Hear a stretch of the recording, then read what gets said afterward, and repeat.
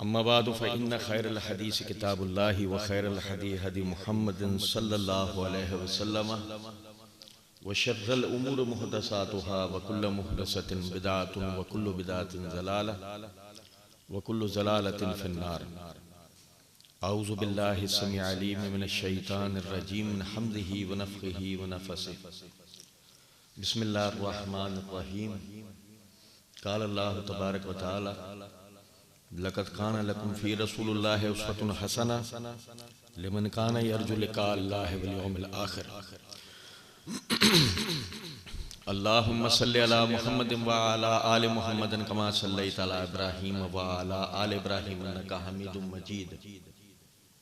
अल्लाहुम्मा बारिक अला मुहम्मदिन व अला आलि मुहम्मदिन कमा बारकता अला इब्राहीम व अला आलि इब्राहीम इन्नका हमीदुम मजीद। रब्बि इश्रह ली सदरी व यस्सिर ली अमरी वहलुल उक़दतम मिन लिसानी यफ़क़हू क़ौली रब्बि ज़िदनी इल्मा।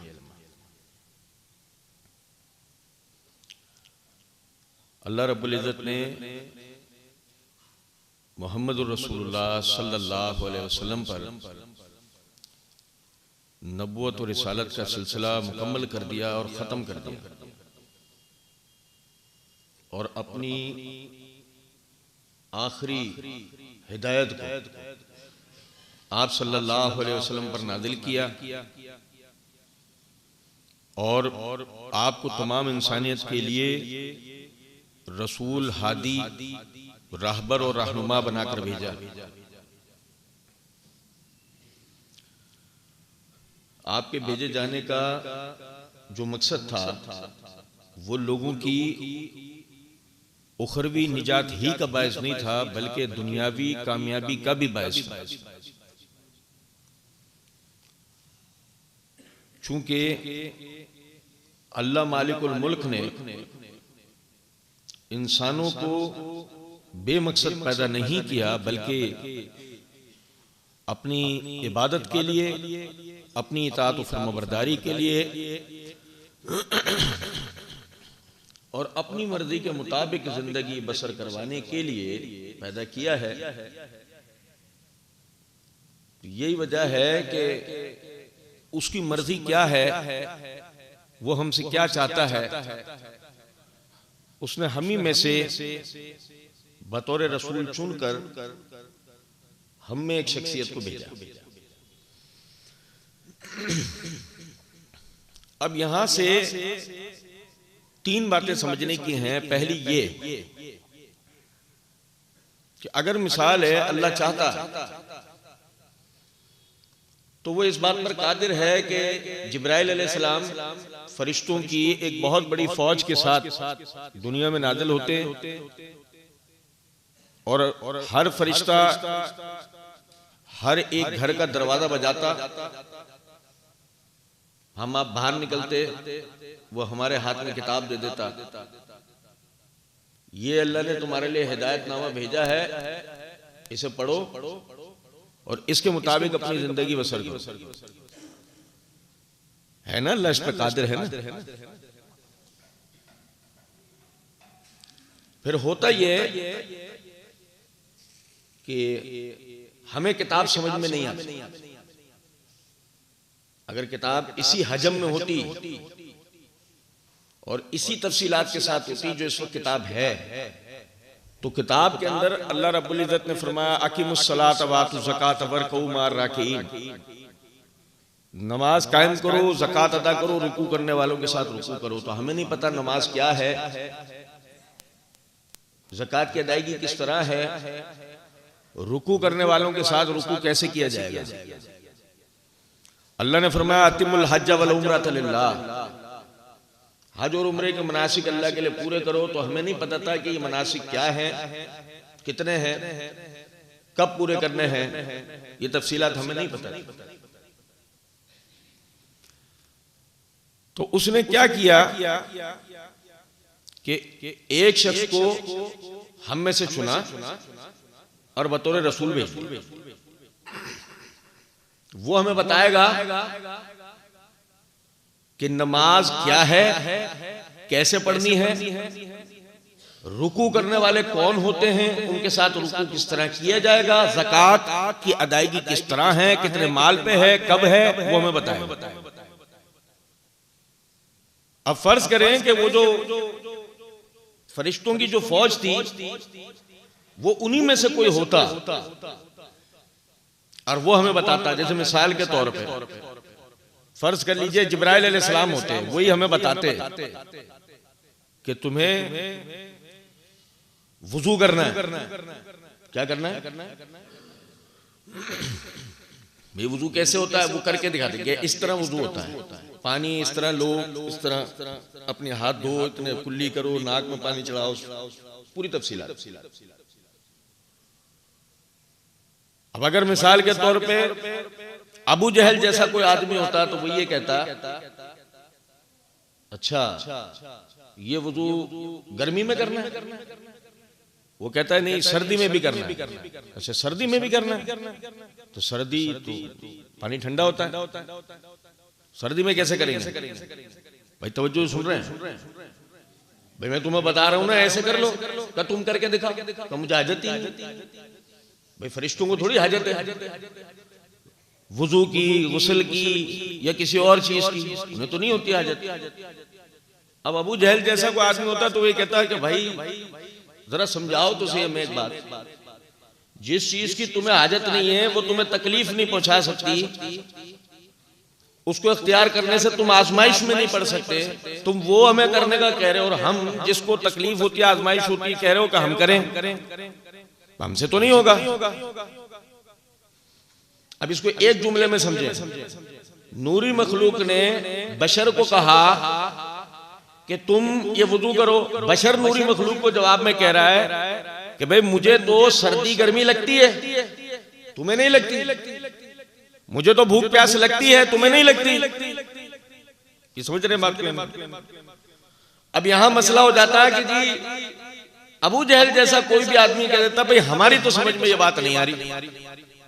ऐसा है?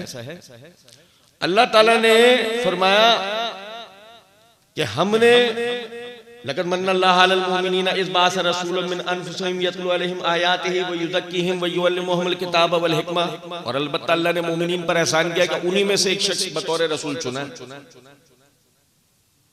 अब वो सर्दी में वुजू करके भी दिखाएगा, सख्त गर्मी में रोजा रख के भी दिखाएगा, पथरीले रस्तों जंगलात में जिहाद करके भी दिखाएगा, रात हो दिन हो नमाज पढ़ के भी दिखाएगा। ऐसा है भाई? और नबी सल्लल्लाहु अलैहि वसल्लम ने ये सब करके दिखाया या नहीं? तो अब कोई ये नहीं कह सकता कि जी ये नूरी मखलूक है,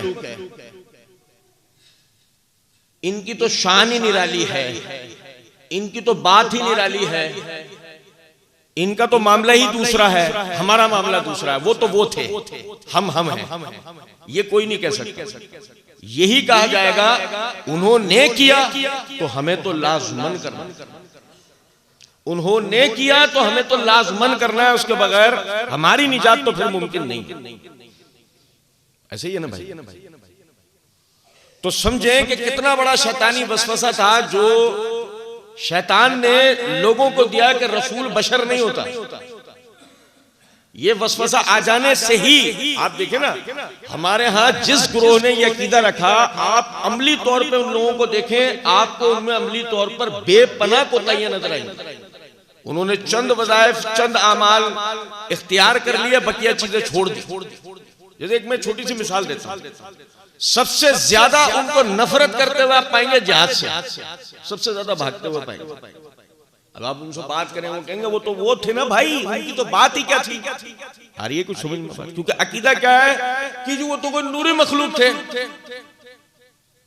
सही, ये मसला हल हो गया। ये एक तरफ हो गया, रसूल आए हम ही में से, बशर ही में से रसूल को चुना गया, हमें भेजा गया ताकि वो हमें अमल करके दिखा दे, हम पर हुज्जत तमाम हो जाए अल्लाह की। हम ये ना कह सकते हो कि अल्लाह हम वुज़ू नहीं कर सकते, अल्लाह हम गर्मी में रोजा नहीं रख सकते, अल्लाह हम जिहाद नहीं कर सकते, अल्लाह हम ज़कात नहीं दे सकते, हम अपना कमाया हुआ किसी को क्यों दे दें, अपने पेट का लुकमा किसी और को क्यों दे दें।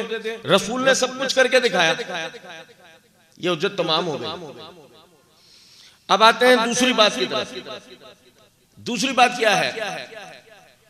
किताब उतरी रसूल पर, जो रसूल पर किताब उतरी वो अल्लाह कादिर था इस बात पे कि फरिश्ता आता घर में हमें देके चला जाता? नहीं, बल्कि वअंज़लना इलैका ज़िक्रा लितुबय्यिना लिन्नासि मा नुज़्ज़िला इलैहिम। ए नबी सल्लल्लाहु अलैहि वसल्लम, किताब हमने किसी और के दरवाजे पर नहीं भेजी, आप सल्लल्लाहु अलैहि वसल्लम पर नाजिल की है ताकि आप लोगों के सामने इसकी वजाहत करें। लोग नहीं समझ पाएंगे अकीमुस्सलात के मायने क्या है, आतु ज़कात के मायने क्या है, फनकिहू मा ताब लकुम मिन निसाइकुम के मायने क्या है, लोग नहीं समझ पाएंगे। आप उन्हें समझाएंगे कि कौन सा काम किस तरीके से करना है। नबी सल्लल्लाहु अलैहि वसल्लम ने करके दिखाया, एक एक चीज के ऊपर अमल करके दिखाया, एक एक बात आपने वादे कर दी। ऐसे ही है। अब कोई शख्स ये कहे कि जी वो आपकी बात ठीक है कि नबी सल्लल्लाहु अलैहि वसल्लम ने एक एक चीज करके दिखाई, लेकिन फिर भी उसके बाद ये बात जहन में रखें फला मसले का हल दीन इस्लाम में नहीं है, फला चीज की वजाहत दीन में नहीं थी, हदीस में नहीं थी, कुरान में नहीं थी। इसलिए जरूरी यह है कि इसके लिए हम फला की तकलीद करें, फला की पीरी मुरीदी इख्तियार करें, तभी मसले का हल हो सकता है। मिसाल के तौर पे कोई कहे कि दीन में तकवा तो है पर तकवे की मनाजिल कैसे गुजारनी है ये नहीं। दीन में नमाज तो है पर शराइत व वाजिबात नहीं है, मकरूहात व मुफसिदात नहीं है, नाम लेकर किसी भी चीज की वजाहत नहीं है। वो सारी वजाहतें हमारी फिका ने की हैं, हमारे मुज्तहिद ने की है, हमारे पीर साहब ने की है। समझ में आ रही है बात? जिसका और कोई मतलब नहीं ये कि वो ये कहना चाह रहे हैं कि ये वजाहतें रसूल तो देने से रह गए, रसूल तो नहीं दे पाए, लेकिन इनके पीर साहब को अल्लाह ताला ने कोई अलहदा से समझा, इनके मुज्तहिद साहब को कोई अल्लाह ने अलहदा से उन पर हिदायत उतारी। कुछ समझ रहे हैं बात को? ये नहीं। हालांकि अगर मिसाल के तौर पर नबी सल्लल्लाहु अलैहि वसल्लम पर किताब उतरती और किताब का कोई हिस्सा वाज़ेह होने से रह जाता तो फिर उसकी वजाहत करने के लिए कोई मुज्तहिद या पीर नहीं आता, बल्कि नया रसूल आता, जैसे हमेशा से होता आया था। किताब उतरती थी, तौरात उतरी, मूसा अलैहिस्सलाम पे उतरी, जिस हिस्से की वजाहत मूसा अलैहिस्सलाम को करनी थी मूसा अलैहिस्सलाम ने की, बाद में हारून अलैहिस्सलाम ने की, फिर तौरात में तहरीफ हुई, उज़ैर अलैहिस्सलाम आए, उन्होंने तौरात की तजदीद की। हर आने वाला जो रसूल था वो पिछली किताबों में मौजूद चीजों की वजाहतें देना या कोई रद्दो बदल हो जाना तो उसकी तजदीद कर देना, इस्लाह कर देना, ये उसकी जिम्मेदारी थी। ये थोड़ी होता था कि जी रसूल के बाद ये किसी उम्मती की जिम्मेदारी दी जाती थी कि जी उम्मती साहब रसूल से ये काम हो नहीं सका, ये काम आप करो। समझ रहे हैं बात? रसूल ही के जिम्मे वजाहत करना होता था, अगर बिलफर्ज वो नहीं कर सका है तो अब रसूल ही आएगा। और जब आपने ये कह दिया मा काना मोहम्मद नबा अहदिम रिजालिकुम बल्कि रसूलुल्लाह व खातमुन नबिय्यीन कि मोहम्मद सल्लल्लाहु अलैहि वसल्लम अल्लाह के आखिरी नबी और रसूल हैं, तो अब उसके बाद बात बिल्कुल वाज़ेह है कि नबी अकरम सल्लल्लाहु अलैहि वसल्लम की ये जिम्मेदारी है वो दीन को बिल्कुल वाज़ेह छोड़कर जाए। यही वजह है कि सुन्नह इब्न माजा के अंदर हदीस है, नबी अकरम सल्लल्लाहु अलैहि वसल्लम ने फरमाया लोगों में तुम्हें एक ऐसे दीन के ऊपर छोड़कर जा रहा हूं जिसकी रातें भी दिन की तरह रोशन है, इसका इनकार सिर्फ और सिर्फ वो कर सकता है जो हलाक होने वाला। सालिमुल अक़ल आदमी, सहीउल अक़ीदा आदमी ये बात कभी भी करने की जुर्रत नहीं कर सकता कि नबी सल्लल्लाहु अलैहि वसल्लम ने दीन की किसी वजाहत को छोड़ दिया, दीन की किसी बात को आपने उम्मत तक नहीं पहुंचाया। ये बात के लोगों ने जिम्मेदारियां उठाई। हालांकि ये बात याद रखें कि बात के लोगों ने सिर्फ इतना किया है कि जो रसूल से उन तक पहुंचा है उसको जिम्मेदारी से आगे उम्मत तक पहुंचाया। ऐसा नहीं है कि रसूल नमाज की शराइत, वाजिबात, मुफसिदात, मकरूहात नहीं बता सके, रसूल हज के मसाइल नहीं बता सके, रसूल ज़कात नहीं, रसूल ने सब बताया। किसी को किसी चीज की तफसील सिखाई, किसी को किसी चीज की तफसील सिखाई, और उसके अंदर भी एक बहुत बड़ी हिकमत है। समझे जरा बात। हिकमत यह है कि अगर नबी सल्लल्लाहु अलैहि वसल्लम सब कुछ सहाबा किराम रिज़वानुल्लाह अलैहिम अजमईन को सिखा देते तो लोग कभी भी रहनुमाई हासिल करने के लिए अहले बैत की तरफ नहीं देखते। नबी अकरम सल्लल्लाहु अलैहि वसल्लम अगर सब कुछ अहले बैत को सिखा देते तो लोग दीन की हिदायत हासिल करने के लिए सहाबा की तरफ नहीं देखते। और इसी तरह सहाबा व अहले बैत से जो दीन आगे उम्मत के पास आया, उस दीन में अगर किसी एक शख्स वाहिद की अंधाधुंध पैरवी का सिलसिला होता तो उम्मत के बकिया बुजुर्गों की खिदमत का हम इनकार कर देते, मानते ही नहीं, जिक्र ही नहीं करते, कभी एक दूसरे के सामने बात भी नहीं आती। इसकी आप आसान मिसाल ले लें। आज 4 इमाम का जो हम लफ्ज सुनते हैं, समझे बात, पूछें वो 10 अहले बैत वाले किधर चले गए? वैसे तो 12 हैं, लेकिन 10 पे तो सबका इत्तेफाक है। वो जो अहले बैत वाले हैं वो किधर चले गए? इमाम बुखारी, इमाम मुस्लिम किधर चले गए? इमाम इब्न खुज़ैमा, इमाम दारमी किधर चले गए? और कुछ बात आ रही है समझ में या नहीं? ये भी तो उम्मत के बुजुर्ग हैं ना, इनके जिक्र किधर है? इन्होंने जो दीन की खिदमत की, उनका चर्चा किधर है? यह है तकलीद शख्सी की मनुसियत कि जब आदमी किसी एक शख्स वाहिद के अंदर धुन पैरवी में लगा, उम्मत के तमाम बुजुर्गों का उसने इनकार कर दिया। जाना ही नहीं, चलो इनकार तो खैर एक दूर की बात है, पता ही नहीं है। कम से कम ईसाई बात करते हैं, वो नबी सल्लल्लाहु अलैहि वसल्लम के यसू मसीह के 10 हवारी 12 हवारियों का जिक्र कर देते हैं। हमारा वाला 4 या 12 से आगे नहीं जा रहा, जबकि इस उम्मत में एक के पीछे एक, एक के पीछे एक, हर दौर के अंदर हजारों उलमा, खुतबा, मुजाहिदीन, उमरा, सुलहा वो पैदा हुए। इस उम्मत में साइंटिस्ट पैदा किए, इस उम्मत में तबीब पैदा किए, जोग्राफियादान पैदा किए, हमें पता ही नहीं। वजह वही अंधी लंगड़ी लूली तकलीद, जिसकी वजह से हमें उम्मत के बुजुर्गों के कारनामों का पता ही नहीं लगता।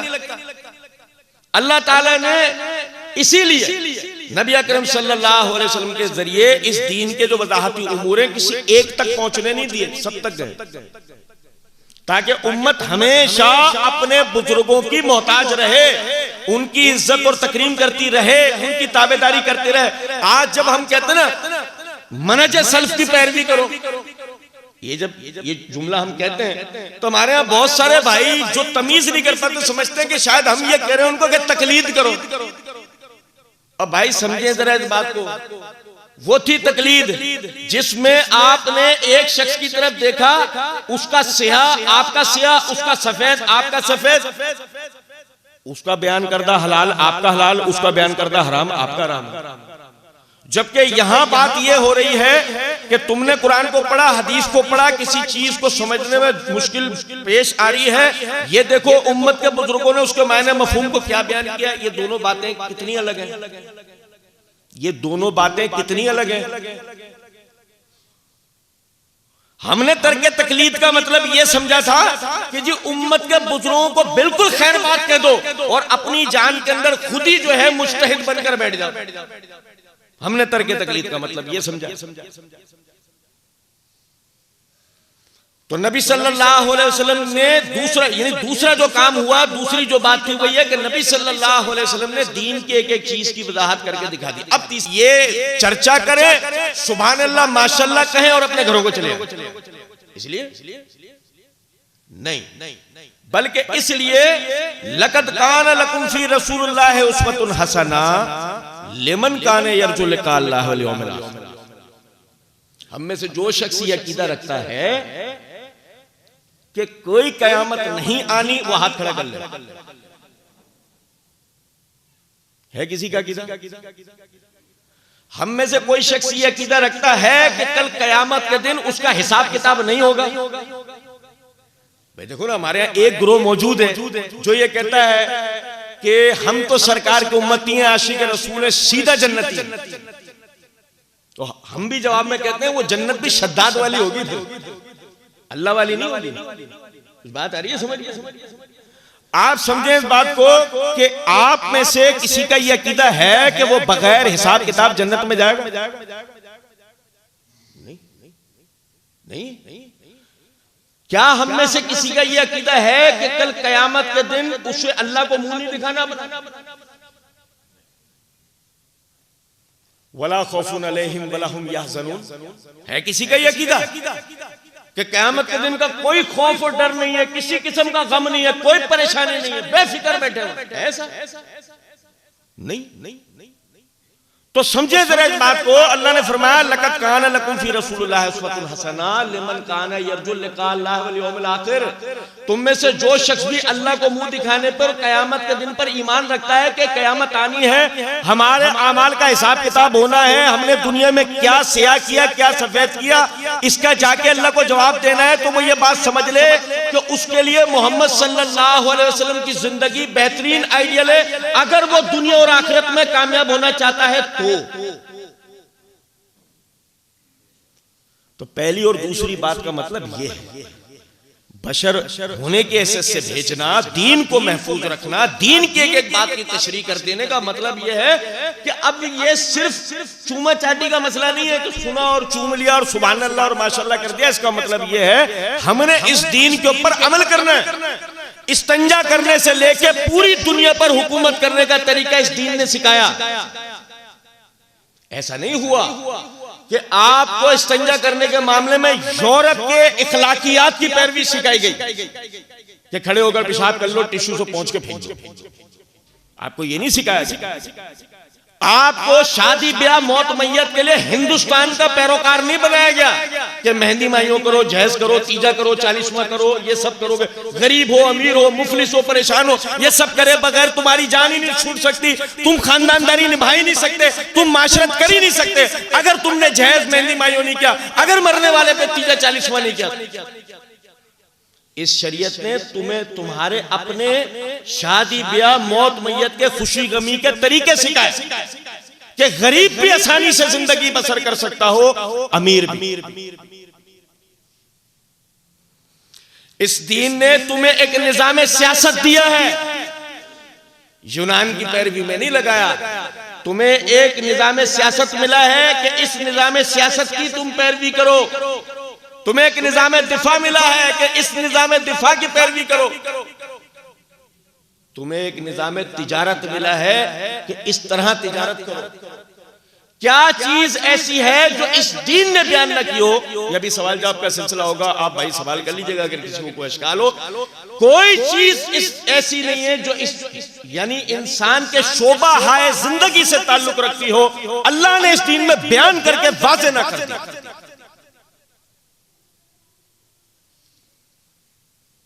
ये सिर्फ इसलिए हुआ कि हम इस दीन की पैरवी करके दुनिया में भी कामयाब हो और आखिरत में भी कामयाब। भाई मसाइब सुनना कितना अच्छा लगता है ना, जज्बाती बातें सुनना कितना अच्छा लगता है। चलो मैं आपको एक जज्बाती बात भी बताता हूं, इसे भी समझे। मुझे बताएं,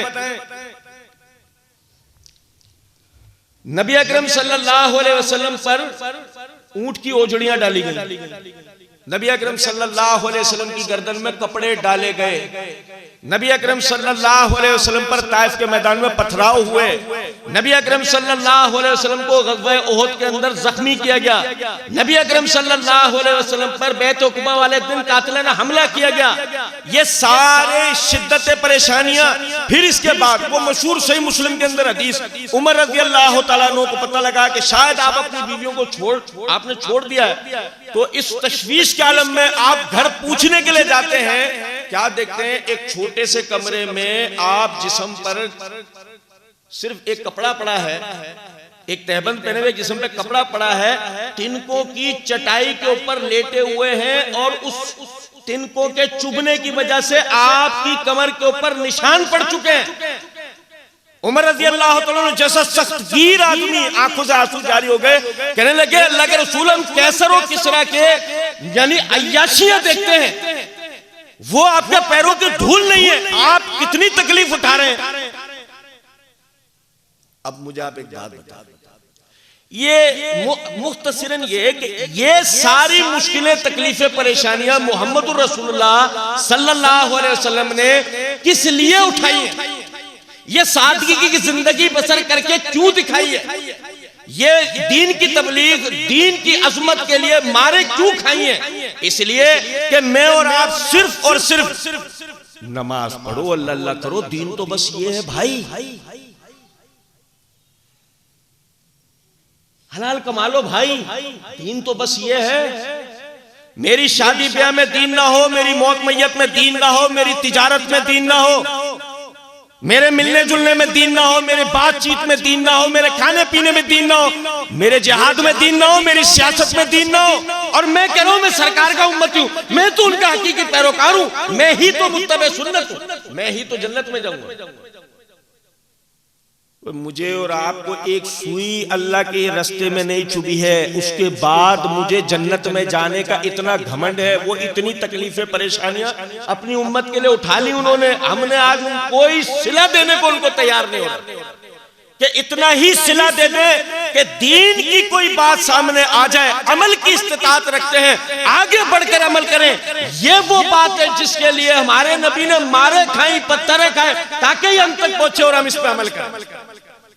बताइए ऐसा हुआ या नहीं? हमारा अल्लाह कह रहा है नहीं, देखो जो ना दाढ़ी है ना, वो सुन्नत तो है, फर्ज थोड़ी है।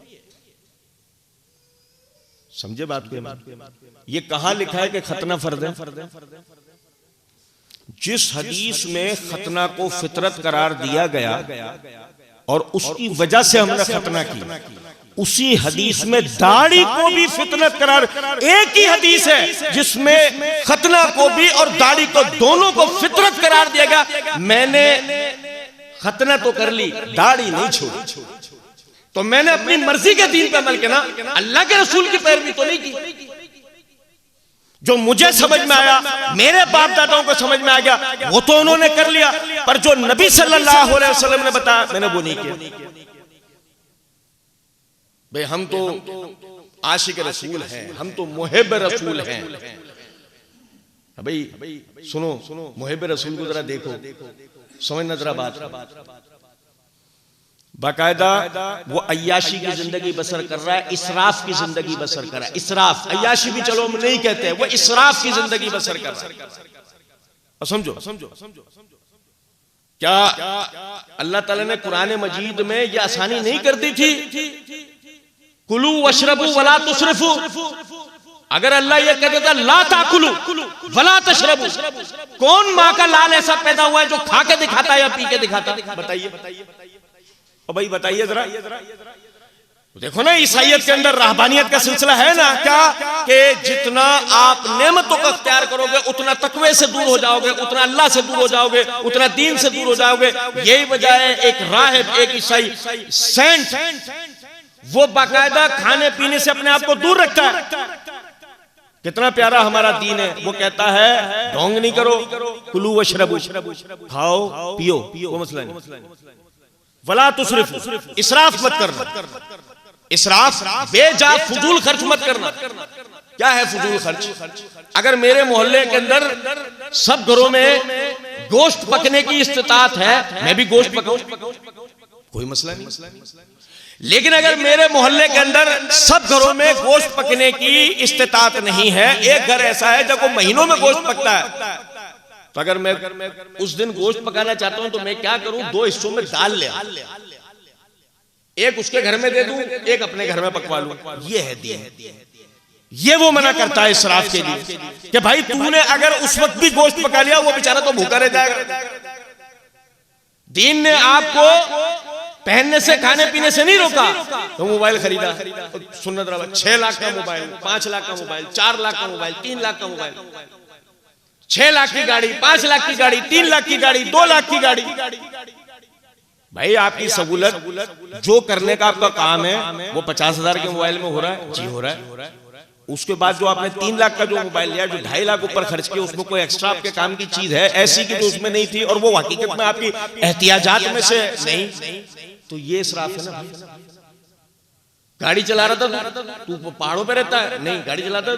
6 लाख की गाड़ी तूने क्यों ली है भाई? जब तू गाड़ी वो भी चला सकता था जो 1.5-2 लाख की थी। कार ली तूने, हाँ तेरी फैमिली बड़ी थी या सफर लंबा था, ठीक है। 6 लाख की गाड़ी थी, 10 लाख की गाड़ी थी, भाई तूने 60 लाख की गाड़ी क्यों ली? और समझ में आ रही है कुछ बात या नहीं? शादी हो रही है, मेहमान हमारे बरादरी आती है, 2000 अफराद, 4000 अफराद, बहुत अच्छी बात है। मैंने उनका 15 लाख का खाना किया, बहुत अच्छी बात। एक डिश, 2 या 50? आप समझे तो सही ना इस बात को। कितना प्यारा दीन था, उसने हमें हर चीज समझा दी थी। खाओ पियो, तभी तो फबैया अला रब्बिकुमा तुकज़्ज़िबान वाली आयत समझ में कब आएगी कि तुम अल्लाह की कौन कौन सी नेमतों को झुटलाओगे। नेमतें इख्तियार ही नहीं करोगे तो झुटलाने की बहस कहां से पैदा होगी। लेकिन बताया गया कि इसराफ मत करो, इन्नल्लाहा ला युहिब्बुल मुसरिफीन, बेशक अल्लाह ये इसराफ करने वालों को बिल्कुल भी पसंद नहीं करता। और तुम्हें मुझे अल्लाह का पसंदीदा बनना है या नहीं? बताओ। वो देखो बनना ही नहीं, कोई भी नहीं दे रहा। जाओ, बनना है तो जवाब देना यार। और समझे वो पसंदीदा कैसे बन सकते हो भाई? अल्लाह मुझसे मोहब्बत करे, मैं अल्लाह से मोहब्बत करना चाहता हूं, अल्लाह मुझसे मोहब्बत करे। वो पसंदीदा तुम कैसे बनोगे? कुल ए नबी सल्लल्लाहु अलैहि वसल्लम आप फरमाइए, इन कुंतुम तुहिब्बुनल्लाह फत्तबिऊनी युहिब्बुकुमुल्लाह। अगर तुम अल्लाह से मोहब्बत करना चाहते हो, मोहम्मद सल्लल्लाहु अलैहि वसल्लम की पैरवी करो, अल्लाह खुद तुमसे मोहब्बत करेगा। यगफिर लकुम जुनूबकुम, तुम्हारे गुनाह माफ कर देगा, तुम्हारी छोटी मोटी खताओं से दरगुजर कर देगा। पैरवी करो किसकी? मोहम्मद रसूलुल्लाह सल्लल्लाहु अलैहि वसल्लम। तो मोहब्बत का ये तकाजा बिल्कुल भी नहीं। आशिक रसूल दाढ़ी मुंडे फिर रहे हैं, आशिक रसूल नमाज नहीं पढ़ रहे, आशिक रसूल ज़कात नहीं दे रहे, आशिक रसूल रोजा नहीं रख रहे, आशिक रसूल मिलावट वाला कारोबार कर रहे हैं, आशिक रसूल हराम कमा रहे हैं, रिश्वत ले दे कर रहे हैं, आशिक रसूल बने। मेरे नबी से मेरा रिश्ता कल भी एक 12 रबीउल अव्वल के दिन था, आज भी एक 12 रबीउल अव्वल के दिन है। बाकी 362 दिन मैं शयातीन की पैरवी कर रहा हूं। मेरी शयातीन से यारियां नहीं की मैंने यारी, तो अल्लाह से यारी नहीं की। तो भाई ये पता है, ये मसला पता है आपको? दोस्ती असल में किससे होती है बताओ? एक मोमिन किससे दोस्ती करता है असल में? ये पता है तुम्हें? एक मोमिन अल्लाह से दोस्ती करता है। किससे करता है? अल्लाह वलियुल्लज़ीना आमनू युखरिजुहुम मिनज़्ज़ुलमाति इलन-नूर। अल्लाह ईमान वालों का वली है, अल्लाह ईमान वालों का दोस्त है। उन्हें अंधेरों में से निकाल के रोशनियों की तरफ ले जाता है, उन्हें गुमराहियों में से निकाल के हिदायतों की तरफ ले जाता है। मैं चाहता हूं अल्लाह से मोहब्बत करूं, मैं चाहता हूं मेरा अल्लाह से रिश्ता कायम हो। लो हमारा तो पहले ही बड़ा कर दिया ना, कहां तुम्हारी मेरी रसाई अल्लाह तक है ही नहीं। जिंदा में भी वलीउल्लाह को पकड़ना है, खुद वलीउल्लाह नहीं बनना। जिंदा में भी वलीउल्लाह को पकड़ना है और मरने के बाद भी वलीउल्लाह को पकड़े बैठे रहना है।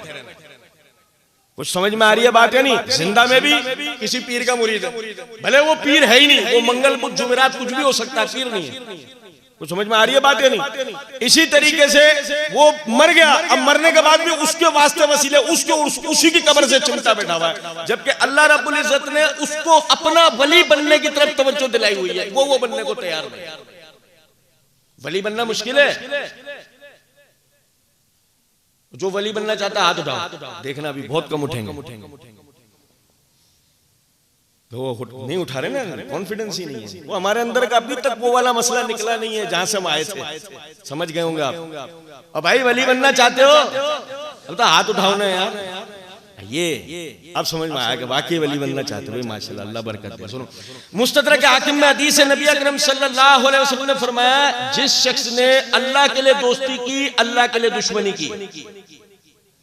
अल्लाह के लिए दोस्ती की, अल्लाह के लिए दुश्मनी की, अल्लाह के लिए मोहब्बत की, अल्लाह के लिए नफरत की, अल्लाह के लिए दिया, अल्लाह के लिए रोका, अल्लाह उसको अपनी विलायत का मकाम अता करता है।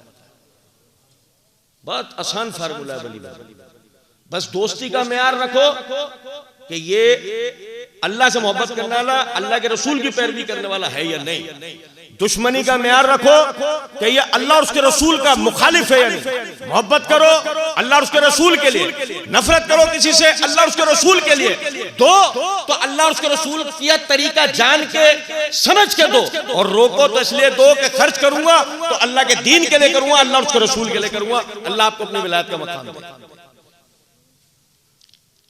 एक जुमले में अपनी बात मुकम्मल कर रहा हूं, याद रखें निजात सिर्फ और सिर्फ नबी सल्लल्लाहु अलैहि वसल्लम के तरीके में। कल कयामत के दिन जिस शिफात रसूल का हम मुंतजिर हैं, हम मोहताज हैं, हम मुतमन्नी हैं, वो शिफात भी जो अगर हमें मिलेगी तो उसका भी तरीका आपको पता है हदीस के अंदर क्या बयान किया गया है।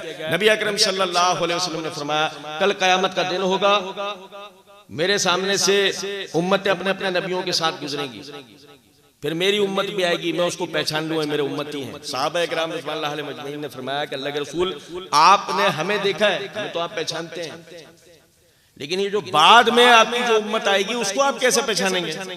तो नबी अकरम सल्लल्लाहु अलैहि वसल्लम ने फरमाया उस दिन इनके वुजू के आज़ाद चमक रहे होंगे, उस दिन इनके वुजू के आज़ाद चमक रहे होंगे। मंतकी नतीजा ये निकल कर आया कि जो शख्स नमाज पढ़ेगा वो वुजू करेगा, और जो बावजूद दुनिया से जाएगा वही उस दिन चमकता दमकता अल्लाह के रसूल की तरफ जा रहा होगा। अब मसला यह है कि मैं तो नमाज ही नहीं पढ़ता,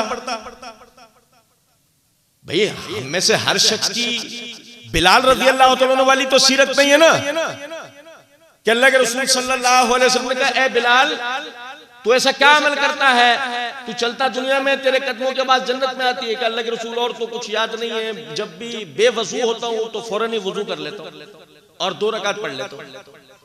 हमारी तो वो सीरत नहीं है ना, हमारा तो मसला ये नहीं, कुरान के लिए वजू शर्त, कुरान के लिए भाई नमाज के लिए शर्त है वो तो पढ़ ले, कुछ समझ में आ रही है बात या नहीं? तो अब अगर हमारा इतना भी अमल नहीं होगा, इतना भी, तो जाहिर है उतना भी वजू नहीं होगा, और जब उतना भी वजू नहीं होगा भाई वो देखना, मैं इंतहाई मादरत चाहते हुए बात कर रहा हूँ, मौलवी साहब रेटी रटाई दुआ कर रहे हैं अल्लाह कल क़यामत के दिन अल्लाह के रसूल की शिफात नसीब फरमा। वो कैसे नसीब होगी? हदीस में बताया गया ना, वो तो समझाओ लोगों को कि भाई ऐसे नहीं मिलनी, ऐसे दुआओं से सिर्फ शिफात नहीं मिलनी, अमल करके दिखाना पड़ेगा, उसके लिए तैयार होना पड़ेगा। और भाई समझो जरा बात को, मैं ना इसी लेने जा रहा हूँ, उम्र 13 साल है, मिलेगा? अब बताओ यार, शनाख्ती कार्ड लेने जा रहा हूँ, उम्र कितनी है? फौज में भर्ती होने के लिए जा रहा हूँ, टांग नहीं। सर्जन बनना चाहता हूँ, सर्जन दिखता नहीं होगा ना। जन्नत में जाना चाहता हूँ, शिफात रसूल चाहिए, अमल है नहीं। अब तो भाई तू कैसे जन्नत में जाएगा, तू खुद समझा रहा है इस बात को। मौलवी साहब दुआ कर रहे हैं अल्लाह इतने कुरान पढ़े, इतने आयत करीमा पढ़ी, इतना वो पढ़ा, इतना पढ़ा, इसका सवाब आदम अलैहिस्सलाम से लेके फलां उधर से लेके उधर और उधर से लेके, ओ भाई वो पूरी दुनिया में बांट दिया मौलवी साहब ने 2 मिनट में, और इनको इसके एवज इनको जन्नत में भेज दे। भाई मौलवी साहब के कान में बोला, मौलवी साहब वो जो सूदी कारोबार करते रहे उसका क्या है? वो सूदी कारोबार करते रहे, देखो ना नबी अकरम सल्लल्लाहु अलैहि वसल्लम ने हज्जतुल विदा के दिन सूद की हुर्मत की आयत उतरी, क्या कहा? सबसे पहले मैं अपने चचा अब्बास के सूदी कारोबार को आज मंसूख करता हूं, हर किस्म की उनकी सूदी लेन देन आज मैं खत्म करता हूं। भाई सबसे पहले अपने रिश्तेदारों के तीजे 40वें नहीं होते, सबसे पहले ये देखा जाता है हलाल कमाता था, हराम कमाता था, नमाज पढ़ता था, नहीं पढ़ता था। जिंदगी में ये फिक्र की जाती है कैसे जन्नत पहुंचाना है, मरे हुए की फिक्र थोड़ी की जाती है कैसे जन्नत पहुंचाना। मरे हुए का मामला तो अल्लाह पे, उसके लिए तो हम ज्यादा में ज्यादा अगर मवाहिद पाइए तो सिर्फ दुआ मगफिरत कर सकते हैं, इसके अलावा हमारे पास कुछ भी नहीं। अब जिंदा है तो फिर सब कुछ कर सकते हैं, है ना। ईमान की अलामत उसमें से एक अलामत क्या है? अपने मुसलमान भाई के लिए खैर ख्वाही चाहेगा, उसको नसीहत करेगा अकेले में। इसलिए याद रखें, अगर आप कामयाब होना चाहते हैं, आप निजात हासिल करना चाहते हैं, तो मामूली से मामूली या बड़ी से बड़ी आप में जिस सुन्नत पर अमल करने की इस्तिताअत है उस पर अमल करें। नबी सल्लल्लाहु अलैहि वसल्लम ने फरमाया, लोगों तुमसे पहले की उम्मतें कसरत सवालात की वजह से हलाक हो गई। उन्होंने अपने अंबिया को, किसी ने अपने नबी को खुदा का बेटा बना लिया, किसी ने खुदा की बीवी बना लिया। तो आपने फरमाया जब मैं तुम्हें किसी चीज के बारे में हुक्म करूं, तुम में उसके अंदर अमल की इस्तिताअत हो, उसके ऊपर अमल करो, मैं तुम्हें जिस चीज से रोकूं उससे रुक जाओ। बस यही उसूल है। जिस सुन्नत पे अमल करने की हमें इस्तिताअत मिल जाए उस पर हमें अमल कर लेना चाहिए, और जिन हराम करदा उमूर की तरफ शरीयत ने तवज्जो दिला दी उससे रुक जाना चाहिए। अल्लाह रब्बुल इज्जत समझने और अमल करने की तौफीक दे। वमा अलैना इल्ला अल बलाग। किसी भाई के ज़हन में कुछ सवाल हो तो वो लिख कर पूछिएगा।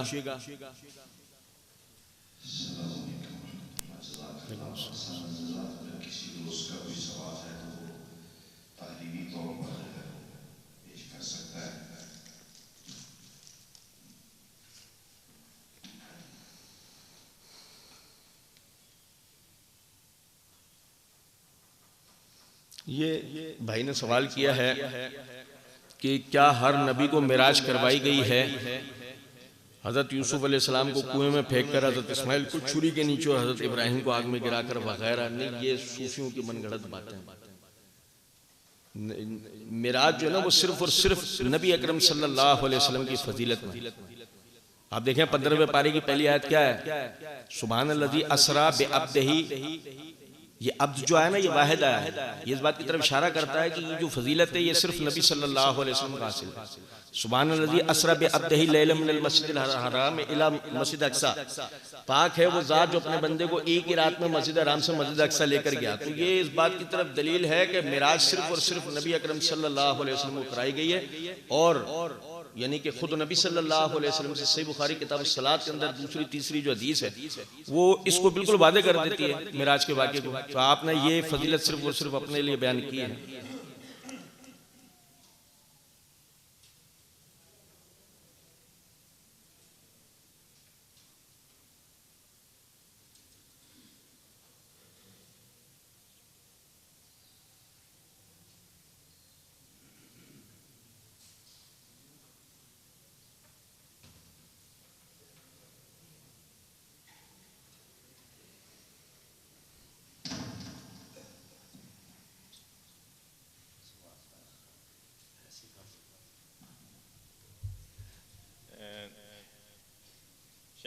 जिस तरह गामदी साहब वो ज़्यादा उनकी मजालस में यही होता है कि ठीक है आप सुन्नत पे अमल करना कोई शर्त नहीं, और हदीस जो है ये महफूज नहीं थी, और इस तरह के वो स्किप कर जाते हैं। इसके बारे में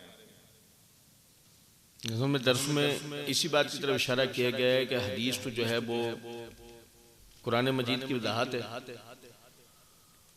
और देखें इस बात को कि हम हदीस को स्किप कर ही नहीं सकते। कुरान मजीद में अल्लाह रब्बुल इज्जत ने फरमाया इन्नमा हर्रमा अलैकुमुल मैता वद्दम वलहमल खिंजीर वमा उहिल्ला बिही लिगैरिल्लाह। इसके सिवाय नहीं कि हमने तुम पर हराम कर दिया है बहता हुआ खून, सुअर का गोश्त, मुर्दार सुअर का गोश्त और हर वो चीज जो गैर अल्लाह के नाम पर मंसूब की जाए। अब मुर्दार जो है उसके अंदर दो चीजें हैं। पहली मछली, अल्लाह तो कह रहा है हमने तुम पर हराम किया है। गामदी साहब या दीगर जितने मुनकरीन हदीस मछली बड़े आराम से खा रहे हैं।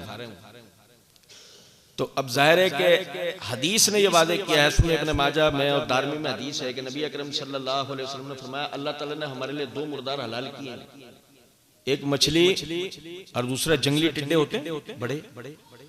तो फरमाया कि ये जो है हमारे लिए हलाल किए गए। तो अगर हदीस को हम स्किप कर देंगे तो हम जो है वो बाकायदा मछली नहीं खा सकते, हमारे लिए हराम होगी। इसी तरीके से आप देखें कि हलाल जानवर है, अब हलाल जानवर की टांग काट के उसका यानी जिंदा हलाल जानवर खड़ा है उसको टांग काट के उसका रोस्ट बना के खा सकते हैं। ये हदीस ने वादे किया है कि वो मुर्दार के हुक्म में, वो टांग किस हुक्म में, वो मुर्दार के हुक्म में। लेकिन अब ये एक ऐसा मुर्दार है कि जिसे खाया जा सकता नहीं है। और अगर मिसाल के तौर पर कोई शख्स कहे कि नहीं जी जिंदा जानवर से काटा गया है, जैसे आजकल आप देखते हैं एक आवाज उठती है कि जानवरों पे जुल्म ना करो, तो ये जानवरों पे जुल्म वाली जो बात है ना ये खुद ब खुद उन्हें मजबूर करती है इस बात की तरफ कि वो जिंदा जानवर का कोई भी हिस्सा नहीं काट सकते, उसको तकलीफ नहीं दे सकते। और यहीं से हमारा ये सवाल एक और तरीके से होता है उनसे कि भाई जिंदा जानवर का अगर हम कमर के हिस्से का गोश्त उतार के उसको अपने लिए पका के खा लें, बारबेक्यू बना के, गलत है, वो कहेगा नहीं ये तो फितरत है, नहीं फितरत हम नहीं मानते, शरीयत से बताओ गलत है, कुरान में तो ऐसी कोई आयत नहीं है। यही जो हदीस है, यही हदीस हमें वादे करती है कि जिंदा जानवर के जिस्म का जो हिस्सा काट लिया जाए वो किस हुक्म में, मुर्दार के, कि जिस तरह मुर्दार हराम है उसको नहीं खाया जा सकता, इस तरह इसको भी नहीं खाया जा सकता। तो हदीस को स्किप करके हम किसी भी सूरत में दीन पर अमल कर ही नहीं सकते।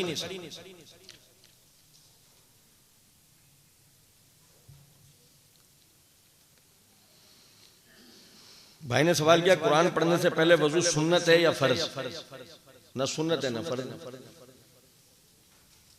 बल्कि अबू दाऊद के अंदर हदीस है कि नबी अकरम सल्लल्लाहु अलैहि वसल्लम कज़ा हाजत से फारिग हुए तो आपको एक साहबी ना वजू का पानी देने लगे, तो नबी सल्लल्लाहु अलैहि वसल्लम ने जवाब में कहा मैं क्या कुरान पढ़ने लगा हूं, मैं क्या नमाज पढ़ने लगा हूं? तो ये इस बात की तरफ वाज़े करता है कि आपने नमाज की मिसाल क्यों दी, क्योंकि वजू नमाज के लिए शर्त है, कुरान के लिए शर्त नहीं है। कर ले तो अफजल है, जैसे अभी हमने पढ़ा बिलाल रज़ियल्लाहु तआला वाली सीरत होनी चाहिए ना, आदमी अपने आप को बावजू रखे, वो कुरान ही के लिए नहीं, वो वैसे भी अपने आप को बावजू रखे, तो ये अच्छी बात है।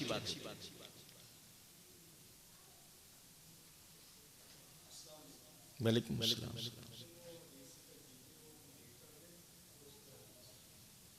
वो कौन सी हदीस है?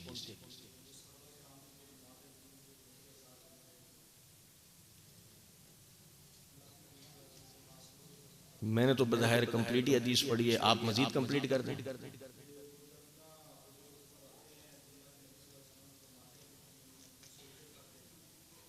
वो आते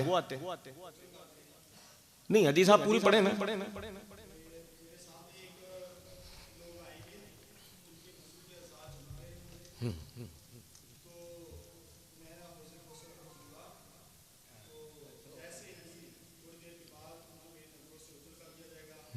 ये आपने दो हदीसें मिक्स कर दी। हाँ, वो देखें, वो हदीस इस तरीके से है, एक और ग्रोह मेरी तरफ लाया जाएगा जिन्हें मैं ये पहचान लूंगा ये मेरे उम्मती हैं, मगर उनके और मेरे दरमियान रुकावट कर दी जाएगी। मैं अल्लाह से कहूंगा अल्लाह इनको मुझसे क्यों रोका गया, तो मेरे उम्मती हैं। तो नबी अकरम अल्लाह रब्बुल इज्जत फरमाएंगे कि ए नबी सल्लल्लाहु अलैहि वसल्लम, क्या आपको नहीं पता कि आपके बाद इन्होंने आपके दीन में क्या क्या नई नई बातें निकाल ली? तो ये तो एक अलग रिवायत है, बुखारी मुस्लिम की रिवायत। यही हदीस तो इस बात की दलील है कि दीन में जो बिदअत जारी करने वाले हैं वो कहां जाएंगे? जहन्नम में। ठीक है, अच्छा एक और नुक्ता बताता हूं ना आपको, कोई अशकाल ना रह जाए किसी के ध्यान में, और वो ये जो बिदअत है ना, बिदअत उसका असलन मौजू सहाबा नहीं होते। बिदअत का मौजू सहाबा नहीं होता। उसकी वजह इसलिए नहीं होते कि सहाबा किराम रज़ियल्लाहु अलैहिम मजमईन के सामने कुरान उतरा। एक मैं आपको फितरी बात बताता हूं, देखिए मैं ना आपके सामने ये मस्जिद बनी है, मिसाल है, अब मैं ये कहूं कि ये जो दीवार है ना ये खोखली है, आप मानेंगे? तो आपके सामने बनी है ना। ये मैं आपसे ये कहूं कि देखो असल में पहले ना वुजू खाना वहां नहीं था, इधर था, गलती की जो उधर बनाया, तो आप क्या कहोगे? भाई पूरी मस्जिद मेरे सामने बनी है, वुजू खाना हमेशा इधर। ऐसे ही सहाबा किराम रज़ियल्लाहु अलैहिम मजमईन असलन बिदअत का मौजू है ही नहीं। उनके जमाने में जो भी काम होगा ना, आप उसे किसी भी तरह बिदअत में गिन ही नहीं पाओगे। दूसरी वजह है, अगर कोई गलत कर रहा होगा तो दूसरा उसे टोक देगा, वो गलत कर ही नहीं पाएगा, वो इजाफा कर ही नहीं पाएगा, अगर करना भी चाहता होगा तो, क्योंकि उनके सामने उतरा ना दीन। हम आप बिदअतों को इख्तियार करने पे बाज मर्तबा कोई बिदअत अगर हम इख्तियार कर भी लेते हैं तो उसके पीछे वजह हमारी कम इल्मी होती है ना जानना होता है ना, हमें ये नहीं पता होता कि ये सुन्नत है या नहीं। सहाबा किराम रज़ियल्लाहु अलैहिम मजमईन को सारा मामला सामने हुआ, तो उनके दरमियान तो बिदअत की बहस हो ही नहीं सकती। तो अगर कोई कहे कि जी इस बिदअत से मुराद यानी इस ग्रोह से मुराद सहाबा में से किसी का ग्रोह है, तो वो कैसे होगा? समझाओ, अकलन भी समझाओ कैसे होगा, क्योंकि उसमें अल्फाज ये हैं कि इन्होंने आपके बाद आपके दीन में नई नई बातें निकाल दी। तो वो अगर सहाबा होते तो वो तो एक दूसरे को पकड़ लेते ना, वो कैसे कर रहे हो तुम ये काम। और इस तरह के कोई वाकयात आपने सहाबा के जमाने में सुने बिदअत वाले? सुनाए?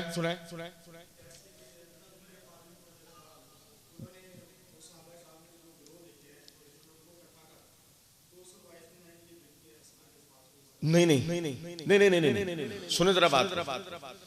देखिए मैं आपको बताऊं, जैसे मैं और आप अगर अपनी जबान बोल रहे हैं, अब हमने कहा आसमान से गिरा खजूर में अटका, तो खजूर में अटका ये कोई असली वाकया हुआ या मैं कोई मुहावरा पढ़ रहा हूं ना।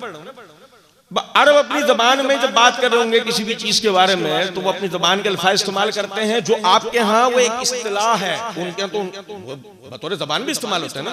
अब जैसे बिदअत आपके यहाँ एक इस्तिलाह है, दीन में कोई भी नई बात निकालना, ठीक है, उनका तो ये जबान है ना, कोई तरीका, कोई भी नया तरीका, उनका तो ये एक जबान का लफ्ज है ना। जैसे मिसाल देता हूं आपको, कुरान मजीद में अल्लाह रब्बुल इज्जत ने फरमाया बदियुस समावाति वल अर्ज, अपने लिखा ना बदियुस समावाति वल अर्ज, अल्लाह जिसने नए सिरे से जमीन और आसमान की तख्लीक की, ऐसे ही ना। तो उमर रज़ियल्लाहु तआला अन्हु का नेमुल बिदअती हाज़ा, कितना अच्छा तरीका है ये, है ना। तो ये उसको बिदअत कहां कह रहे हैं? अच्छा, एक नंबर 2, फिर एक और नुक्ते से समझे। हमने कहा अभी पढ़ा ना, सहाबा बिदअत का मौजू तो हो ही नहीं सकते। कैसे कि क्या सलातुल लैल नबी सल्लल्लाहु अलैहि वसल्लम ने नहीं पढ़ी? तो जिसे दीन ने बिदअत करार दिया, कुल्लु मुहदसतिन बिदअतुन व कुल्लु बिदअतिन ज़लाल, ये जो मुहदस चीज है इसका इतलाक तरावी पे हो सकता है, सलातुल लैल पे हो सकता है। बताएं? नहीं, आप उनके कहने पे बोले, आप सुनी नहीं बात। मैं दोबारा दोहराता हूं अपनी बात, तवज्जो कीजिए मेरी तरफ। मैं ये अर्ज कर रहा हूं कि देखें, उमर रज़ियल्लाहु तआला अन्हु ने उबई बिन काब और तमीम दारी को इकट्ठा करा, यानी कि उनके ग्रोहों को इकट्ठा करा, एक कारी के पीछे नमाज पढ़ो। ऐसा उमर ने क्यों किया? मैं बताऊं। ऐसा उमर ने इसलिए किया कि अल्लाह के रसूल एक कारी होते हुए नमाज पढ़ा। ऐसा था या ऐसे था? इसका मतलब ये नमाज एक कारी के पीछे पढ़ना क्या है? सुन्नत है। तो उमर रज़ियल्लाहु तआला ने कहा नेमुल बिदअत हाज़िही, ये है अच्छा तरीका। तो वो तो अपनी जबान में बिल्कुल सही कह रहे हैं कि इसका अच्छा तरीका क्या है इस नमाज का, ये है। ऐसे है ना। तो जिसको हदीस के अंदर इस्तिलाही बिदअत जिसको कहा गया कुल्लु मुहदसतिन बिदअतुन, दीन में मुहदस कोई नई बात, वो बिदअत। वो कौन सी बिदअत? कुल्लु बिदअतिन ज़लाला, ये ज़लालत वाली बिदअत ये होती है। क्या इस उमर रज़ियल्लाहु अन्हु वाले अमल के ऊपर, इस कहने के ऊपर उस बिदअत लफ्ज़ का इतलाक हो सकता है? नहीं हो सकता। तो फिर अब हम रिवर्स होकर पीछे जाते हैं दोबारा से कि क्या सहाबा किराम रिज़वानुल्लाह अलैहिम अजमईन के जमाने में कोई ऐसा वाक़या बताया जा सकता है जिस पर इस्तिलाही बिदअत का इतलाक हो सकता हो?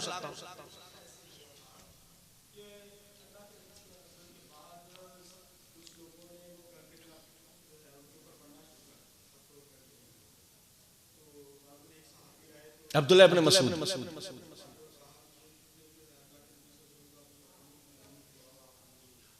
देखें कितनी प्यारी आपने मिसाल दी और हमारी बात की वजाहत हो। अल्लाह आपको जज़ाए खैर। अभी हमने क्या समझा था कि सहाबा बिदअत का मौजू हो ही नहीं सकते, क्योंकि अगर कोई शख्स कोई काम करने लगेगा दूसरा उसे, आपने उसकी मिसाल ही पढ़ के सुना कि उन लोगों ने जो के यानी वहां मस्जिद में इकट्ठे थे, उन्होंने क्या करा, कंकरियों पे कुल हुवल्लाहु अहद, कुल आउज़ु बिरब्बिल फलक और कुल आउज़ु बिरब्बिन नास पढ़ी। वो पीछे से आया कि ये क्या कर रहे हो? गालिबन अब्दुल्लाह बिन उमर थे। वह पीछे ये क्या कर रहे हो? अल्लाह के रसूल फजर में, हजरत अभी फजर के अंदर जो है वो कुछ थोड़ा वक्त था, हमने कहा थोड़ा अपने अजर में इजाफा कर लेते हैं। हमने कहा तुम अजर में नहीं, तुम अपने गुनाह में इजाफा करो। ए उम्मत मोहम्मद, तुम्हें क्या हो गया? अभी तो मोहम्मद सल्लल्लाहु अलैहि वसल्लम के कपड़े भी पोसीदे नहीं हो और अभी से उनके दीन में तुम ये नए नए काम करने लग गए हो। तो अब आप ये समझें कि बाकायदा उन्होंने, यानी साहबी ने वो बाकायदा एक काम नया होते हुए भी देखा और उसको फौरन टोक दिया। हम जो बात कर रहे थे वो होगी ना क्लियर। उस जमाने में तो ऐसा हुई नहीं सकता। जी अब्दुल्लाह इब्न मसूद, जज़ाकल्लाह खैर। धार्मिक जज़ाकुमुल्लाह खैर। अच्छा, अब कोई और आपके जहन में कोई ऐसा वाक़या हो कि सहाबा के जमाने में बिदअत हुई हो और उन्होंने रहने दिया, छोड़ दिया हो, मामला चलने एक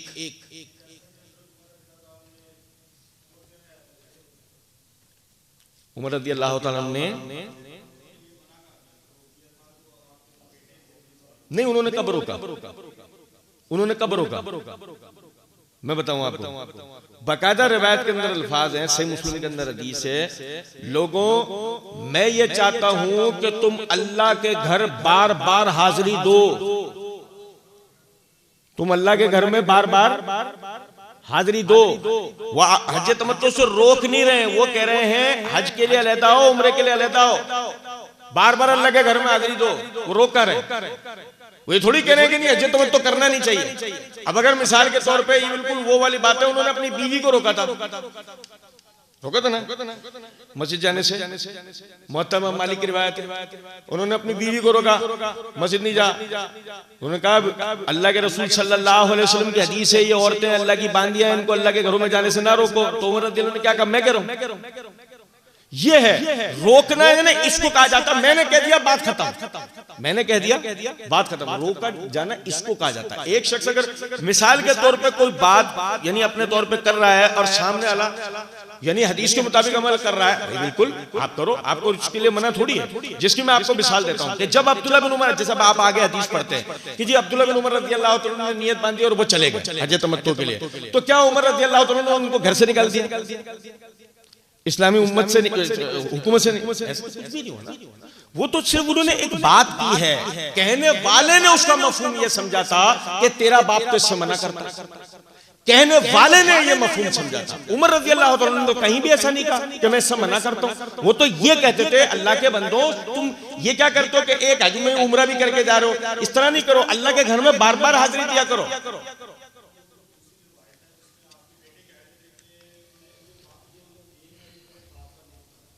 ये यही तो रिवायत है, ये यही तो रिवायत है।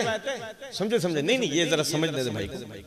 भाईजान ये यही तो रिवायत है, इसी के तो ये अल्फाज है, समझ रहे बात को? तो बाकायदा वो जब उन्होंने ये बात कही कि दीन मेरे वालिद पे नहीं उतरा, ये किसको कहा है उन्होंने? वालिद को नहीं, वालिद को कहा। असल में देखें, इनको छोड़े ना, आप मुझे फोकस करें। मैं कह रहा हूं ये उन्होंने किसको कहा है? अपने वालिद को नहीं, उसको जो ये कह रहा था तेरा बाप मना करता, जबकि बाप ने तो मना किया नहीं। जब उसने कहा तेरा बाप मना करता है तो उमर अब्दुल्लाह बिन उमर रज़ियल्लाहु अन्हु को लगा कि ये मेरे बाप को जवाब बना रहा है शायद, तो उन्होंने जवाब के अंदर कहा दीन मेरे बाप पे नहीं उतरा भाई, अल्लाह के रसूल पे उतरा है। जो काम अल्लाह के रसूल ने कहा वो मसनून ही रहेगा। समझ में आ रही है कुछ बात? नहीं, तो ये दो अलहदा बातें थी जिन्हें लोगों ने मिक्सअप कर दिया। वो खुदा ना खास्ता ये बना दिया कि उमर रज़ियल्लाहु तआला अन्हु रोक रहे हैं, ऐसा नहीं है, उन्होंने रोका नहीं। और कोई मिसाल आपके ज़हन में? अगर मिसाल के तौर पे आगे भी आपके जहन में आए ना, तो सिर्फ इतना करना है, सिर्फ इतना करना है कि ना आपने लाइब्रेरी का यूट्यूब चैनल सब्सक्राइब किया हुआ? करें ना यार, घर की मुर्गी दाल बराबर मत किया करें, तो मेहनत आपके लिए तो की, उसको सब्सक्राइब करें। उसमें बाकायदा ना स्क्रॉल करते हुए नीचे जाएंगे तो आपको दो वीडियोस मिलेंगी। पहली ये कि क्या सहाबा बिदअत का मौजू थे, नंबर एक। नंबर दो, क्या सहाबा इकराम रिज़वानुल्लाह अलैहिम अजमईन ने दीन में नई नई बातें निकाली? ये दो वीडियोस देख लीजिए। अगर और भी कोई आपके जहन में अश्कालात होंगे ना, अल्लाह ने चाहा तो वहां सारे हल हो जाएंगे। तो मिर्जा साहब ने इस पर एक तफसीली बोला था, तो अल्लाह की दी हुई तौफीक से ना हमने फिर उसका तफसीली ही जवाब दिया था कि जिस चीज को वो कोड करके उसे बिदअत करार देने लग रहे थे तो हमने उसका जवाब दिया था। तो वो देख लीजिए। ये भाई ने सवाल किया है कि क्या अल्लाह ताला के नबी सल्लल्लाहु अलैहि वसल्लम पर जादू हुआ था या नहीं? बाद लोग कहते हैं अगर आप पर जादू हुआ तो ये पैगंबर की तौहीन है। देखिए मेरे भाई, इस बात को समझें कि जादू होना पैगंबर की तौहीन होता तो बीमार होना भी तो पैगंबर की तौहीन होता ना, और नहीं समझे भाई? जादू बीमारी है ना, जादू क्या चीज है? बीमारी है ना। तो समझे इस बात को कि अगर बीमार होना को तौहीन होता तो नबी सल्लल्लाहु अलैहि वसल्लम कभी बीमार भी नहीं होते। जबकि हर बंदा इस बात को अच्छी तरीके से जानता है कि नबी सल्लल्लाहु अलैहि वसल्लम का इंतकाल आखिर में बुखार की शिद्दत की वजह से हुआ। ये पता है ना आप लोगों को? तो इसलिए तो फिर वो तो ये मानो कि जी बुखार भी तौहीन है, ऐसा नहीं है। ये लोगों की अपनी मनगढ़ंत बातें हैं। ये भाई ने सवाल किया, क्या जादू के जरिए से इंसान की मौत वाक़ई हो सकती है? रिस्क रोजी अल्लाह ताला अता फरमाते हैं, क्या रोजी जादू के जरिए रोकी या ज्यादा की जा सकती है? इसकी कहां तक हकीकत है? नहीं मेरे भाई, जादू से कज़ा व कदर नहीं बदलती, जादू से कज़ा व कदर नहीं बदलती। अल्लाह ने जो तकदीर मुकर्रर की है वो तो सवाल ही नहीं पैदा हो सकता कि जादू से बदल जाए। ना जादू से किसी की मौत हो सकती है। समझे जरा इस बात को। देखें, अभी कोरोना वायरस आया था, उसमें बहुत सारे लोग बीमार हुए, उनमें कुछ इंतकाल कर गए, कुछ आज तक हयात हैं। ऐसे ही ना भाई, एक बीमारी थी, एक वायरस था जिसमें सलाहियत थी बंदे को आखिरकार मौत के मुंह तक पहुंचा देने की। ऐसे ही है ना भाई, लेकिन उसमें जिनकी मौत मुकर्रर थी वो तो मर गए, जिनकी वक्त मुकर्रर बाकी थी वो आज तक जिंदा है। ऐसे ही है ना? तो याद रखें, जादू भी एक बीमारी है। जब किसी को हो जाती है तो वो बीमारी मुमकिन है उसको मौत तक ले जाए, लेकिन मरेगा वो जब उसकी कज़ा मुकर्रर हो, वरना वो सेहतयाब होकर बिल्कुल पहले जैसा हो जाए। बात आ रही है समझ में? इसी तरह रोजी का जहां तक मामला है, याद रखें इस बात को, अल्लाह रब्बुल इज्जत ने कायदा बयान किया है, इन्नल्लाह यर्जुकु मन यशाउ व यक़दिर, बेशक अल्लाह जिसको चाहता है फराख करके रोजी देता है, जिसको चाहता है अंदाजे के मुताबिक रोजी देता है। रज़ाक कौन है? जादूगर नहीं, जादूगर नहीं है। थोड़ा सा मैं बता देता हूं एक बात, उससे इंशाल्लाह आइंदा भी चीजों को समझने में आपको फायदा होगा। जादूगर करता क्या है? आपके दिमाग को काबू करने की कोशिश करता है। जादूगर आपके दिमाग को काबू करने की कोशिश करता है। जिस मिसाल के तौर पर वो इस तरह काबू करता है कि जी वो जिस जिन का मातहत है। अच्छा, ये नुक्ता भी जरा समझिएगा। ये नुक्ता भी हमारे यहाँ बहुत सारे लोग कहते हैं ना कि मेरे कब्जे में जन्नात है, ये बेचारा खुद उनके कब्जे में होता है। सही? तो किसी कब्जे में जन्नात नहीं। और मैं अमूमन ऐसे मौके पे लतीफा सुनाया करता हूँ। हमारे हैदराबाद शहर में एक पीर साहब थे, उनके लिए मशहूर था कि जी इनके पास 200 जन्नात हैं। तो हमने भी कहा क्या है, कोई मसला नहीं, होंगे 200 जन्नात, हमारे पास भी तो इतने सारे मिसाइल है ना हमारी फौज के पास। तो भाई अब क्या हुआ कि एक दिन ना उनके एक मुरीद जो है, जो हमारे दोस्त के बड़े भाई थे, वो घर का दरवाजा उखेड़ के ले आ रहे। वो भाई कहाँ ले आ रहे? क्या पीर साहब को पैसों की जरूरत थी, वो पैसे मेरे पास कुछ कम पड़े थे, तो दरवाजा बेच के पैसे, बस ये एंड हो गया था। हमने कहा यार अब चलो भाई पीर साहब के पास चलते हैं। गए भाई पीर साहब के पास, बैठे। तो मैंने उनसे कहा, मैंने कहा हजरत बड़ी दूर से आपके पास आए हैं, बड़ी आपकी तारीफ सुनी है, सुनने में आपके कब्जे में 200 जन्नात हैं, अल्हम्दुलिल्लाह। मैंने कहा 2 चाहिए। कितने? 2 चाहिए। वो इंडिया भेजने हैं, कश्मीर बॉर्डर, इंडियन आर्मी का असला गायब करवाना है, मुजाहिदीन को मुखबरी करनी, वह आप हमला कर दो। 55 साल का रोला है, मुक जाए। भाई तुम्हारे जन्नात किसी काम तो आए उम्मत के, जो तुम्हारे कब्जे में, समझ में आ रही है बात? नहीं, वो बड़ा फसाद हुआ वहां पे। बहरहाल अर्ज करने का मतलब ये, इस बात को समझें कि अगर जन्नात वाकई में आपके कब्जे में, तो आप उनसे कुछ भी करवा सकते हैं ना भाई। नहीं समझे कुछ बात नहीं। जन्नात तो एक बड़ी ताकतवर किस्म के मखलूक है। हम देखते हैं ना सूरह नमल के अंदर सुलेमान अलैहिस्सलाम के कब्जे के अंदर जो जन्नात थे, उनके लिए कुरान बताता है कि वो समंदरों की तहों में होते लगा के मोती चुन चुन के उनके लिए लाते थे, और वो पहाड़ों के बराबर कद काट रखने वाले इफरियत किस्म के जन्नात थे। ऐसे थे ना उनके जन्नात। वो जिस जिन ने कहा था कि आपकी अभी दरबार भी बर्खास्त नहीं होगा और मलका सवा की सारी फौज को हलाक करके अंदर घुस के महल में ले आऊंगा उसका तख्त, कैसा ताकतवर, कैसा कंट्रोल वाला होगा। ऐसे तो बहरहाल अब क्या है कि समझे जरा इस बात को। होता क्या है कि ये जिन के काबू में होता है। अब ये जिन के वो जो भी इसके वो अमलियात जो इसमें सीखे वो होते हैं, वो पढ़ के उसको राजी कर रहा होता है। वो जिन भी अपनी कुछ ख्वाहिशात इससे पूरी करवा रहे होते हैं। जैसे मिसाल के तौर पे भाई वो बकरा काट के उसके खून में खड़ा हो जा, और वो जी ताजा कब्र खोद के मुर्दे के बराबर में लेट जा, और पत्नी अजीब गरीब किस्म के पेशाब कर तो इस्तिंजा नहीं कर, पेशाब कर तो अपने कपड़ों पे डाल ले। हमने तो जिन्नात के इंटरव्यू दिए हैं ना, बड़े ये इसके जादूगरों के ऐसे खबीस काम इनसे करवाए जाते। बल्कि एक हमने ऐसे भी जादूगर को पकड़ा है जो मफूल था, यानी इगलामबाजी में समझते हैं मर्द वो मफूल बना हुआ था, यानी कि करवाता था। कुछ समझ वाली बात। अब जो उससे पूछो भाई क्या तू पागल है, तू जवाब के अंदर कहता है कि वो जिस जिन से मैं बात करता हूँ मेरा काम करने पर राजी जब होता है जब मैं ये काम करूं। कुछ समझ में आ रही है बात या नहीं?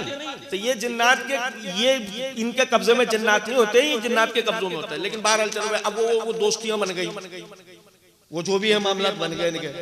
अब उस जिन को लगाया किसी के पीछे, अब वो लग गया ना पीछे। अब वो क्या कर रहा है, उसके पैसे गायब कर रहा है, या उसके सौदे खराब करा रहा है, उसका नुकसान कर रहा है, उसकी चीजें तोड़ रहा है, उसको परेशान कर रहा है। ये इस हद तक की शरारतें जिन कर सकता है।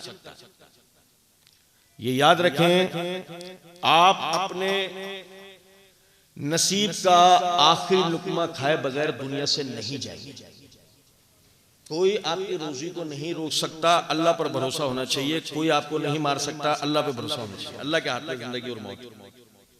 ये भाई ने सवाल किया, जुम्मे की दूसरी अजान हजरत उस्मान ने शुरू करवाई, क्या ये बिदअत शुरू करवाई? नहीं जनाब अली, ये बिदअत नहीं है। इसको समझे जरा इस बात को।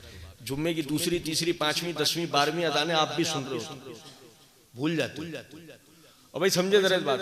ये जुम्मे वाले दिन अजानें होती हैं मस्जिदों से, एक इस मस्जिद से हो रही है, एक उस मस्जिद से हो रही है, एक इधर से हो रही है, उधर से हो रही है, और माइक के ऊपर हो रही है। अभी पूछो भाई ये इतनी अजानें क्यों हो रही हैं, तो वो जवाब के अंदर ही कहते हैं कि भाई इस जगह पे लोगों की आसानी के लिए नमाज का वक्त 1 बजे है, इस जगह 1:15 है, इधर 1:30 है, उधर 1:45 है, कि हर बंदे को जमात नमाज मिल जाए। तो इसलिए खबरदार करने के लिए एक अजान यहाँ हो रही है तो एक अजान वहां हो रही है, तो एक अजान वहां हो रही है। तो ये एक अजान 6, 7, 8 जगह हो रही है, मर्तबा नहीं हो रही। ये दो अलग बातें हैं। एक अजान 2 जगह होना और एक अजान 2 मर्तबा होना, इसमें फर्क है। तो उस्मान रज़ी अल्लाह तआला अन्हु के जमाने में मौज़िन क्या करता था कि चूंकि यानी उन दिनों में बाजार जुम्मे के दिन लगता था और शोर शराबी की ऐसे मस्जिद में जो अजान की आवाज होती थी वो बाजार में लोगों के कान तक नहीं पड़ती थी, माइक तो होते नहीं था आप वाले उस जमाने में। तो मौज़िन क्या करता था कि एक अजान तो मस्जिद में देता था, दूसरी जगह बाजार में ऊंची जगह पर चढ़ के देता। तो ये क्या है, इसे हमने क्या समझा, 2 मर्तबा, जबकि ये एक अजान इस जगह और इस जगह हो रही है। सारी कुछ बात समझो। अगर उनके पास रखने के लिए 4, 6, 8, 10, 12, 15 मौज़िन होते तो एक ही वक्त में ये अजान ये सारी जगहों पे हो रही है। कुछ बात आ रही है, समझ रहे हैं नहीं? तो ये बिदअत नहीं है, इसको बिदअत नहीं कहा जाएगा। भाई ने सवाल किया कि नमाज से पहले 2 नफिल पढ़े बगैर मस्जिद में बैठ सकते हैं? देखिए अफजल तो यही है कि मस्जिद में दाखिल होने वाला शख्स 2 रकात नफिल पढ़ेगा। बाकायदा जुम्मे खुतबा जिसके लिए कुरान मजीद के अंदर आया तवैज़ा कुरियल कुरान फस्तमिउ लहू वअनसितू लअल्लकुम तुरहमून, जब भी कुरान पढ़ा जाए उसकी तरफ कान लगाओ, खामोश रहो ताकि तुम पर रहम किया जाए। उस तक के लिए यह बात है कि सुलैख गतफानी रज़ी अल्लाह तआला अन्हु मस्जिद के अंदर दाखिल हुए और खुतबा सुनने के लिए बैठने लगे। आपने कहा तूने 2 रकातें पढ़ी? नहीं। तो खड़ा हो पढ़। तो इससे पता लगा कि बंदा मस्जिद के अंदर आया है, कोई शरई उज़्र उसके साथ नहीं है, तो वो 2 रकात नफिल पढ़े फिर मस्जिद में बैठे। इस सवाल पे तो हंसी है। भाई ने सवाल किया कट्टे की कुर्बानी करना जबकि कुर्बानी वाले जानवरों के नाम बता दिए गए हैं, वादे कर रहे हैं। कट्टे से मुराद आपकी भैंस है ना? भैंस है ना भाई? तो पता लगे मैं कुछ और समझूं, आप कुछ और बता दें। खैर सुने जरा बात को। ये सवाल करने वाला एक ये जब दिन आते हैं ना तो उन दिनों कुछ वीडियोस वायरल हो जाती हैं। तो हमारे यहाँ एक मखसूस जो फिका है उसके लोग जो है ना वो जिस तरह बोलते हैं ना अशकाल पैदा करते हैं, ये सवाल करने वाला उससे शिकार है उस अशकाल से, और वो उसी तरह सवाल कर रहा है। इस बात को समझें, ये क्या होता है कि कुर्बानी के यानी कुर्बानी वाले जानवरों के नाम बता दिए गए, ये क्या होता है? ये क्या मतलब है इस बात का? भाई उहिल्लत लकुम बहीमतुल अनाम कहकर अल्लाह रब्बुल इज्जत ने हर चौपाए को हलाल किया, हर 4 टांगों वाले जानवर को हलाल किया गया। फिर अगली आयत में उसमें से दरिंदे को, गर्दन टूट जाने वाले को या फुला को हराम करके, और हदीस के अंदर गधे को हराम करार दे दिया। जब उहिल्लत लकुम बहीमतुल अनाम कहकर अल्लाह ने तमाम चौपाए को हलाल किया तो उसमें कुरान की अगली आयत को या हदीस में कहीं भी ये लिखा है कि कट्टा हराम है? ये लिखा है कहीं? नहीं लिखा। तो जानबूझ के अल्लाह की किसी हलाल करदा चीज को आप में कैसे हराम कर सकते हैं बताइए? हाँ, तो वो हलाल। अब आते हैं सवाल के असली हिस्से पे जो मुगालता देके उड़ा दिया जाता है। और सवाल का असली हिस्सा यह है कि क्या ईद उल अज़हा पे उसकी कुर्बानी कर सकते हैं या नहीं, यह सवाल का असली हिस्सा। तो भाई ईद उल अज़हा पे उसकी कुर्बानी से बचना चाहिए, क्योंकि नबी अकरम सल्लल्लाहु अलैहि वसल्लम ने यानी जो जानवरों की कुर्बानी बताई है ईद उल अज़हा में, वो ऊंट की नस्लों में, गाय की नस्लों में और बकरे दुम्बे की नस्लों में बताई है। जो उलमा कट्टे को गाय की नस्लों में मानते हैं वो जाहिर है बकरा ईद पर भी इसकी कुर्बानी का कायल है। और जो हजरात ये कहते हैं कि नहीं जी वो गाय की नस्लों में से हलाल जानवर है लेकिन गाय की नस्लों में से, वो कहते हैं बकरा ईद पर इसकी कुर्बानी होगी। बस ये इस हद तक की बात है, ये नहीं कह सकते कि जी उसकी कुर्बानी नहीं होगी, यानी कि वो हलाल नहीं है, उसका ज़बिया जो ना वो गलत, ये नहीं कहा जाता। भाई ने सवाल किया है कि नमाज जनाजा के बाद सलाम किस तरफ करना चाहिए। ये शायद सलाम फेरने की बात की है भाई ने।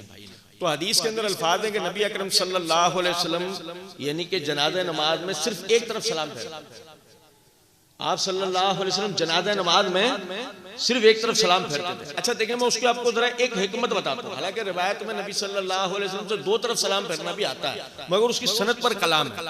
समझें जरा इस बात को बाकायदा जो ना, यानी कि इसकी हिकमत समझें कि असल में जनाजा जो है ना, जनाजा वो नमाज नहीं है, वो नमाज नहीं है, वो अपने मरहूम यानी मुर्दे के लिए दुआए मगफिरत है। वो क्या है? यही वजह है कि आप उसमें देखें ना रुकू है ना सजदा है ना जलसा है, ऐसे ही है नमाज जनाजा। यही वजह है कि मजीद उसको आम नमाजों से मुमताज करने के लिए, अलग करने के लिए सलाम भी एक बताया गया। आम नमाजों में सलाम दो तरफ फेरते हैं, लेकिन नमाज जनाजा में सलाम एक बताया। अच्छा, अब इसमें एक चीज और समझें, ये एक इजाफी बात मैं बता रहा हूं। आमतौर पर हमारे यहाँ क्या होता है कि जो नबी अकरम सल्लल्लाहु अलैहि वसल्लम की सुन्नतें, जैसे मिसाल के तौर पे जूता पहन के नमाज पढ़ना, तरजीह वाली अजान कहना, बारिश के अंदर सल्लू फी रिहालिकुम कहना, ये ऐसी जो सुन्नतें जो नबी सल्लल्लाहु अलैहि वसल्लम किया करते थे लेकिन हमारे यहाँ मफकूद हो गई है। चूंकि हम उसके बारे में नहीं जानते होते तो हम एकदम सुनते हैं तो हमें अचंभा होता है और हम हैरान से जाते हैं कि ये कौन सा नया काम कर रहे हो, हालांकि अल्लाह के रसूल की सुन्नत। तो समझे जरा इस बात को कि एक तो पहला तरीका इकार ये होना चाहिए कि हम नबी सल्लल्लाहु अलैहि वसल्लम की सुन्नतों का जिक्र गाहे बगाहे करते रहा करें, जुम्मे के खुतबात में तवज्जो दिलाया करें। देखो नबी सल्लल्लाहु अलैहि वसल्लम ये भी करते थे, नबी सल्लल्लाहु अलैहि वसल्लम ने ये भी किया है, तो इससे क्या होगा, आहिस्ता आहिस्ता आहिस्ता आहिस्ता लोगों का जहन बनना शुरू हो जाएगा। जब लोगों का जहन बनेगा, जैसे मिसाल के तौर पर पहले रफल देन की सुन्नत लोगों के लिए अचंभा थी, आज आम बात ऐसी है ना। जब आहिस्ता आहिस्ता लोगों का, आप मिसाल मैं और आप लोगों का एक तरफ सलाम फेरने पे और तरजीह वाली अजान कहने पे, जूता पहन के नमाज पढ़ने पे, इन चीजों पे जब हम तवज्जो दिलाएंगे, दायरे हमसे सुन के बाहर जाकर लोग अपने साथियों से मिलेंगे, वो उनको तवज्जो दिलाएंगे कि ये चीजें सुन्नत है भाई, हमने तो उसको मफकूद किया हुआ, हमने तो उसको छोड़ा हुआ। ये आहिस्ता आहिस्ता ज़हन बन जाएगा, वरना पता क्या होता है, फितने का बायस होता है। लो जी वो जनाजा खड़ा है, मौलवी साहब ने क्या करा, अब उसमें नए बंदे भी खड़े हैं मसले का जिनको नहीं पता, मौलवी साहब ने कहा अस्सलाम वालेकुम रहमतुल्लाह, बंदा यहीं कहीं खड़ा, वो सब आगे निकल, वो बेचारा इसी तरह में दूसरी तरफ सलाम कर। भाई ऐसा जुल्म नहीं करना चाहिए, लोगों को मसलों के बारे में समझाओ, फितनों में मुब्तला मत करो। ये हम सुन्नत जिंदा करें, वही समझो जरा बात। ये चौथे दिन कुर्बानी का भी यही मामला है, समझे बात। पूरे साल खामोश रहेंगे, कोई बात नहीं करेंगे, किसी को नहीं बताएंगे भाई चौथे दिन कुर्बानी का जवाज है, नहीं बता रहे। अरे भाई अब क्या करा, बकरीद के दिनों में जानवर लेगा और चौथे दिन 3 दिन खड़ा रखा जानवर, उसके साथ खुद भी खड़ा, चौथे दिन काटूंगा, वो पब्लिक हैरान, क्योंकि पब्लिक का कसूर नहीं है। पहले तो वो जो मौलवी हैं उन्होंने उनसे आधा दिन तो वैसे ही छुपा रखा अपनी फिका की वजह से, और आधा हमने उन पर जुल्म कर दिया कि हमने उन सुन्नतों का जिक्र ही नहीं किया। इसलिए कोशिश करनी चाहिए पूरे साल में ऐसी चीजों पर जहन बनाना चाहिए जो सुन्नतें हैं नबी सल्लल्लाहु अलैहि वसल्लम की, लेकिन लोगों ने उनको तर्क किया हुआ है, लोग उनके ऊपर अमल नहीं कर रहे हैं। खाने में, पीने में, उठने में, बैठने में, चलने फिरने में, कारोबार में, इबादतों के अंदर, इसी तरीके से मामलात और मामूलात के अंदर, खानगी उमूर के अंदर, ऐसी कितनी अल्लाह के रसूल की सुन्नतें हैं जिनका हमें नहीं पता होता। एकदम जब देखते हैं तो हम अचंभे का शिकार हो जाते हैं। भाई ने सवाल किया, हम मुनकरीन हदीस को किस तरह पहचान सकते हैं और उस फितने से किस तरह बच सकते हैं? देखिए मेरे भाई, मुनकर हदीस की ना एक बड़ी आसान पहचान है, वो ये कि वो कितना ही तकैया कर ले, वो किसी ना किसी तरह अपने एक्शन से, अपने अमल से ना सुन्नतों की तहकीर कर रहा है। सुन्नतों को मामूली यानी या तो बताएगा या उनके लिए ऐसा फील करवाएगा कि ये सुन्नत की इसकी नजर में कोई हैसियत नहीं। एक बड़ी आसान पहचान है एक मुनकर हदीस, आदमी मुनकर हदीस, वो सुन्नतों की तहकीर करता है, शऊरी लाशऊरी तौर पर, महसूस गैर महसूस अंदाज में। और दूसरा ये कि जब वो बात करेगा तो उसकी बात में आप कहीं भी नबी सल्लल्लाहु अलैहि वसल्लम के उस्वा का बयान नहीं पाएंगे। वो नबी सल्लल्लाहु अलैहि वसल्लम के उस्वा का बयान नहीं करता, क्योंकि उसके पीछे वजह यह है कि अगर वो नबी सल्लल्लाहु अलैहि वसल्लम के उस्वा का बयान करे तो, अब जैसे मिसाल है, आप मुझे सुन रहे हैं, अगर किसी को भी आप में से, अल्लाह करे सबको अल्लाह तरगीब तौफीक दे, अगर किसी को भी आप में से ये तरगीब हो गई कि हाँ हमें अपने दीन को पढ़ना समझना चाहिए और आप पढ़ना समझने लग गए, तो फिर आप मुझे क्यों सुनेंगे? आप तो अपने दीन को सीख रहे हैं ना, आप यहाँ शयूखुल कलाम को सुन रहे हैं ना, तो जरूरत थोड़ी आपको समझाने की मैं ही आऊंगा। आप खुद अल्लाह की किताब, अल्लाह के रसूल की सुन्नत आपके लिए काफी है।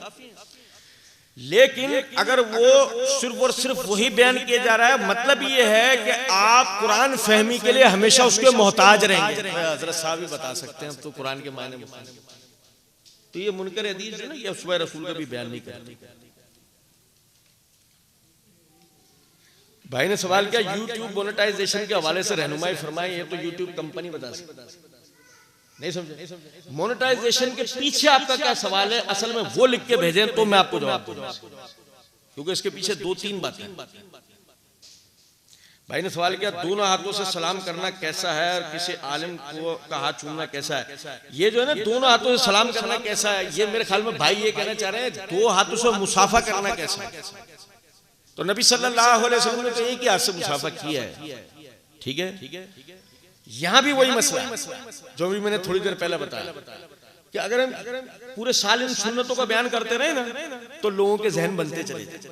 अब मेरी बात समझ? अब क्या होता है कि एक नया बंदा आपसे मिल रहा है, उसने आपकी तरफ दोनों हाथ बढ़ाए, आपने उसे एक हाथ दूसरा, ये गलत। उसने दोनों हाथ बढ़ाए, आप भी बढ़ा दो भाई, क्या मसला है? एक अच्छा अखलाक पेश करके जब अकेले में बैठो, खुशगवार माहौल हो, अब उसे बताओ अल्लाह आपको बरकत दे, अल्लाह आपके मुसाफे में आपको इस्तकामत दे। सुन्नत यह है कि एक हाथ से मुसाफा करना चाहिए, ठीक है।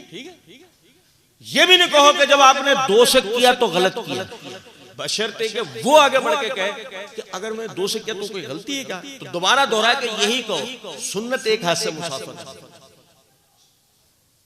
समझ में आ रही बात? हमारे पाकिस्तानियों का एक मसला है, ये मत बोलो कि गलत है।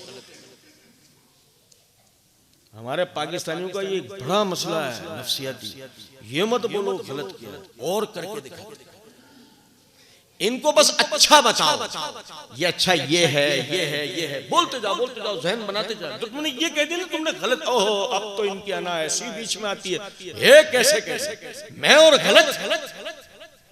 ये हमारी थोड़ा फितरी मसला है, तो इसलिए तनकीद से बेहतर इस्लाह, नए भाई की तनकीद से बेहतर उसकी इस्लाह करना है। और ये सवाल भाई ने किया किसी आलिम का हाथ चूमना कैसा है, भाई इसमें कोई अर्ज नहीं है, लेकिन इससे लाजमी तरीका मत बनाना। एक होता फर्ते जज्बात से चूम लेना, आप तो हाथ की बात कर रहे हैं।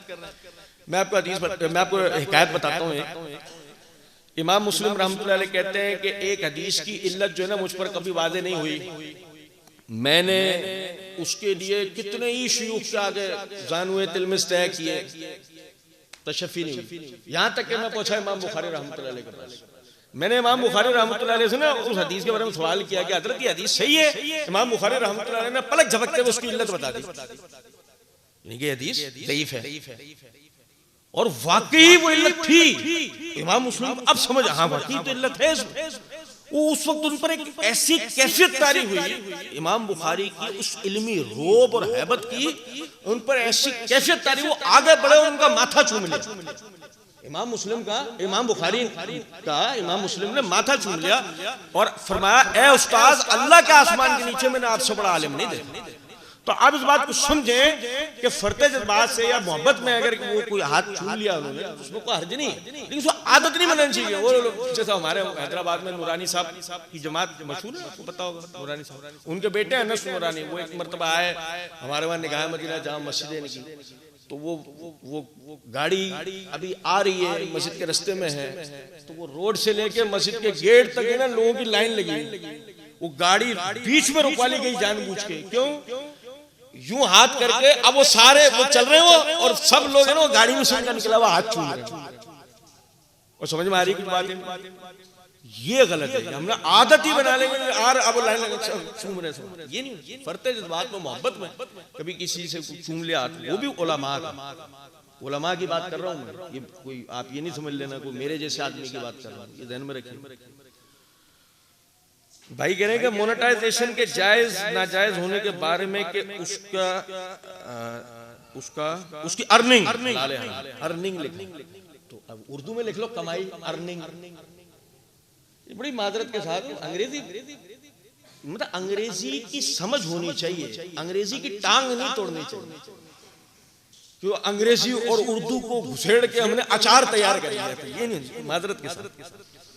तो भाई ये समझे जरा इस बात को कि इसके जायज और नाजायज होने का मामला बिल्कुल, ये जो हमारा मीडिया है ना, मेन स्ट्रीम मीडिया, इसकी तरह कि मेन स्ट्रीम मीडिया में आप अपने चैनल को चलाने के लिए जो एड्स लेते हैं, तो मिसाल के तौर पर दवाओं के एड्स, घी तेल के एड्स, टूथपेस्ट के एड्स, पेट्रोल का एड या आप लेते हैं, हत्ता कि आप कॉस्मेटिक्स का एड लेते हैं, मगर उसमें बेपर्दा औरतें नहीं दिखाते और उसमें कोई हराम चीज नहीं बेचते, तो बिल्कुल जायज है। जिस तरह मेन स्ट्रीम मीडिया पे ऐड लेना बिल्कुल जायज है, उसी तरह यूट्यूब चैनल पर जो कंपनी मोनेटाइज करते हुए ऐड लगाती है वो भी जायज है। आप कंपनी की पॉलिसी को फॉलो करते हुए वही ऐड लगवाएं। हाँ, बाद हमारे भाई, जैसे मुझे एक मरतबा कॉल आई, मौलवी साहब क्या कर रहे हो, मैंने क्या हो गया, तो वो मैंने जो ना तुम्हारी वीडियो देखी, उसके अंदर वो ऐड आ रहा, वो लड़की नाच रही है वो आधे कपड़ों, ये क्या करा तुमने? मैंने कहा भाई मुझे नहीं पता यार, मैं देखता हूँ। मैंने खोला तो फूड पांडा का ऐड आ रहा। मैंने दूसरे वाले भाई को कहा तू देखियो भाई, उसने देखा वो फूड पांडा का ऐड आ रहा, उसने देखा तो सोना यूरिया का ऐड आ रहा है। भैया ये हमें क्यों नहीं नजर आ रहा? वो कह रहा है कि मुझे तो ये ऐड नजर आ रहा है। फिर क्या हुआ कि एक टेक्निकल मामला समझने वाले भाई को कॉल की कि यार वो फलाने वीडियो लगाई तो वो तो इस तरह वीडियो में आ रहा है, मैं देख रहा हूँ तो फूड पांडा का ऐड आ रहा है, वो देख रहा है तो यूरिया का ऐड आ रहा है, ये क्या चक्कर है? उसने बोला भाई गूगल आपके सेंस के मुताबिक चलता है, जो आप नॉर्मल लाइफ में देखते हो ना वही वो सब जगह दिखा रहा है। जो आप नॉर्मल लाइफ में यानी कि वो दीगर वीडियोस में देख रहे होते हो, वो गूगल छांट के चीजों में भी वही निकाल के आपको दिखा रहा था। अब मैंने उसको कॉल की, मैंने उसको कहा, मैंने कहा मैं आपको एक वीडियो बना के भेजता हूँ, जरा उसको देखिएगा। फिर वो भाई के हमने मोबाइल पकड़ के ना ऐसे वीडियो बनवाया। अब वो उसको खोल रहा है तो फूड पांडा का ऐड आ रहा है, हमने उसकी वीडियो बनाया, उसको भेज दी। तो भाई हम खोल रहे हैं तो ये आ रहा है, तू खोल रहा है तो वो क्यों आ रहा है? अब तू जरा इसकी मालूमात कर और जरा ये टिकटॉक के गाने बजाने देखना बंद कर दे। बात आ रही है समझ? भाई ने कहा नमाज जनाजा अगर दुआ है तो बगैर वुजू के जनाजा पढ़ा जा सकता है। देखें मैं आपको एक बात बताऊं, बात ये नहीं है एक चीज का दूसरी चीज पर इतलाक नहीं किया जा सकता, जिसकी मैं आपको एक मिसाल देता हूं कि अजान है ना, अजान के लिए भी एक ज़ईफ रिवायत के अंदर वुजू करने के अल्फाज पता अजान देने के लिए।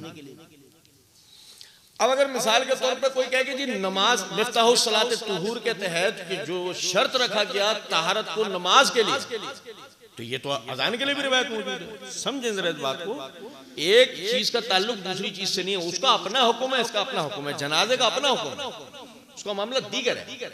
वो इस बिना पे कि उसमें वुजू किया जाएगा या नहीं, उसको नमाज से ताबीर नहीं किया जा सकता। मैंने उसकी मिसाल आपको दी ना, अगर वो नमाज होती तो कोई नमाज रुकू सजदे के बगैर होती है?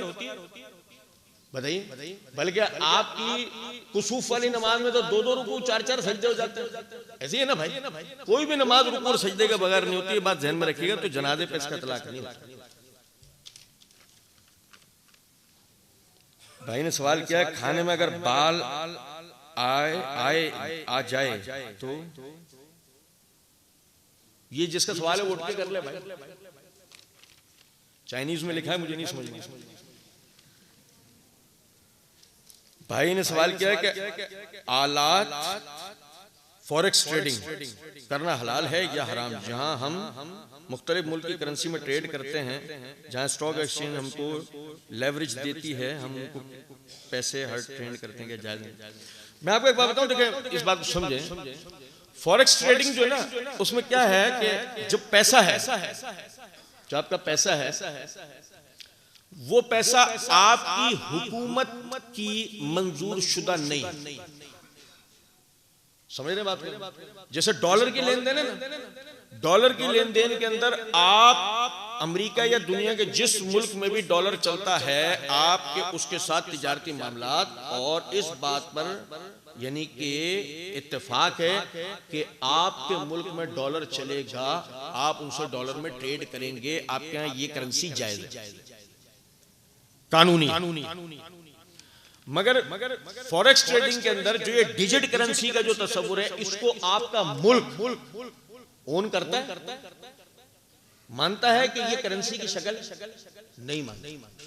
वो इसको अभी तक लीगलाइज नहीं कर रहा। जब वो उसको लीगलाइज नहीं कर रहा, तो इस बात को समझें कि क्या अगर आपका पैसा डूब जाए, सर्वर ब्लॉक हो जाए, आप अपने पैसे तक रसाई नहीं हासिल कर सकते होंगे, तो क्या आप जो है वो बाकायदा कानूनी किसी किस्म की चाराजोई अपने पैसे के लिए कर पाएंगे? हुकूमत तो इनकार कर देगी, आपकी कोर्ट इनकार कर देगी कि भाई हमारा क्या ताल्लुक, हमने बोला था तेरे को तू फॉरेक्स ट्रेडिंग कर। तो सबसे पहले इस खतरे के पेश नजर इसको जायज करार नहीं दिया जा सकता। हाँ, अगर हुकूमत पाकिस्तान किसी जमाने में इस डिजिट करेंसी की शक्ल को वो लीगलाइज कर दे, और उसके लिए जैसे हम नोट के ऊपर लिखा हुआ देखते हैं, हुकूमत पाकिस्तान की जमानत से मंजूर शुदा, शाया शुदा, हम अगर यही चीज इसके ऊपर डिजिट करेंसी के ऊपर पा लेंगे, तो इसके लिए ये कहा जा सकता होगा हाँ इसमें लेन देन करना अब कोई हर्ज नहीं है। समझ रहे? तो ये एक बड़ी आसान बात है उसको समझने की। बाकी जो उलमा इसको नाजायज कहते हैं, वो तो इसके पीछे और भी बहुत सारी वजूहात बताते हैं। तो आप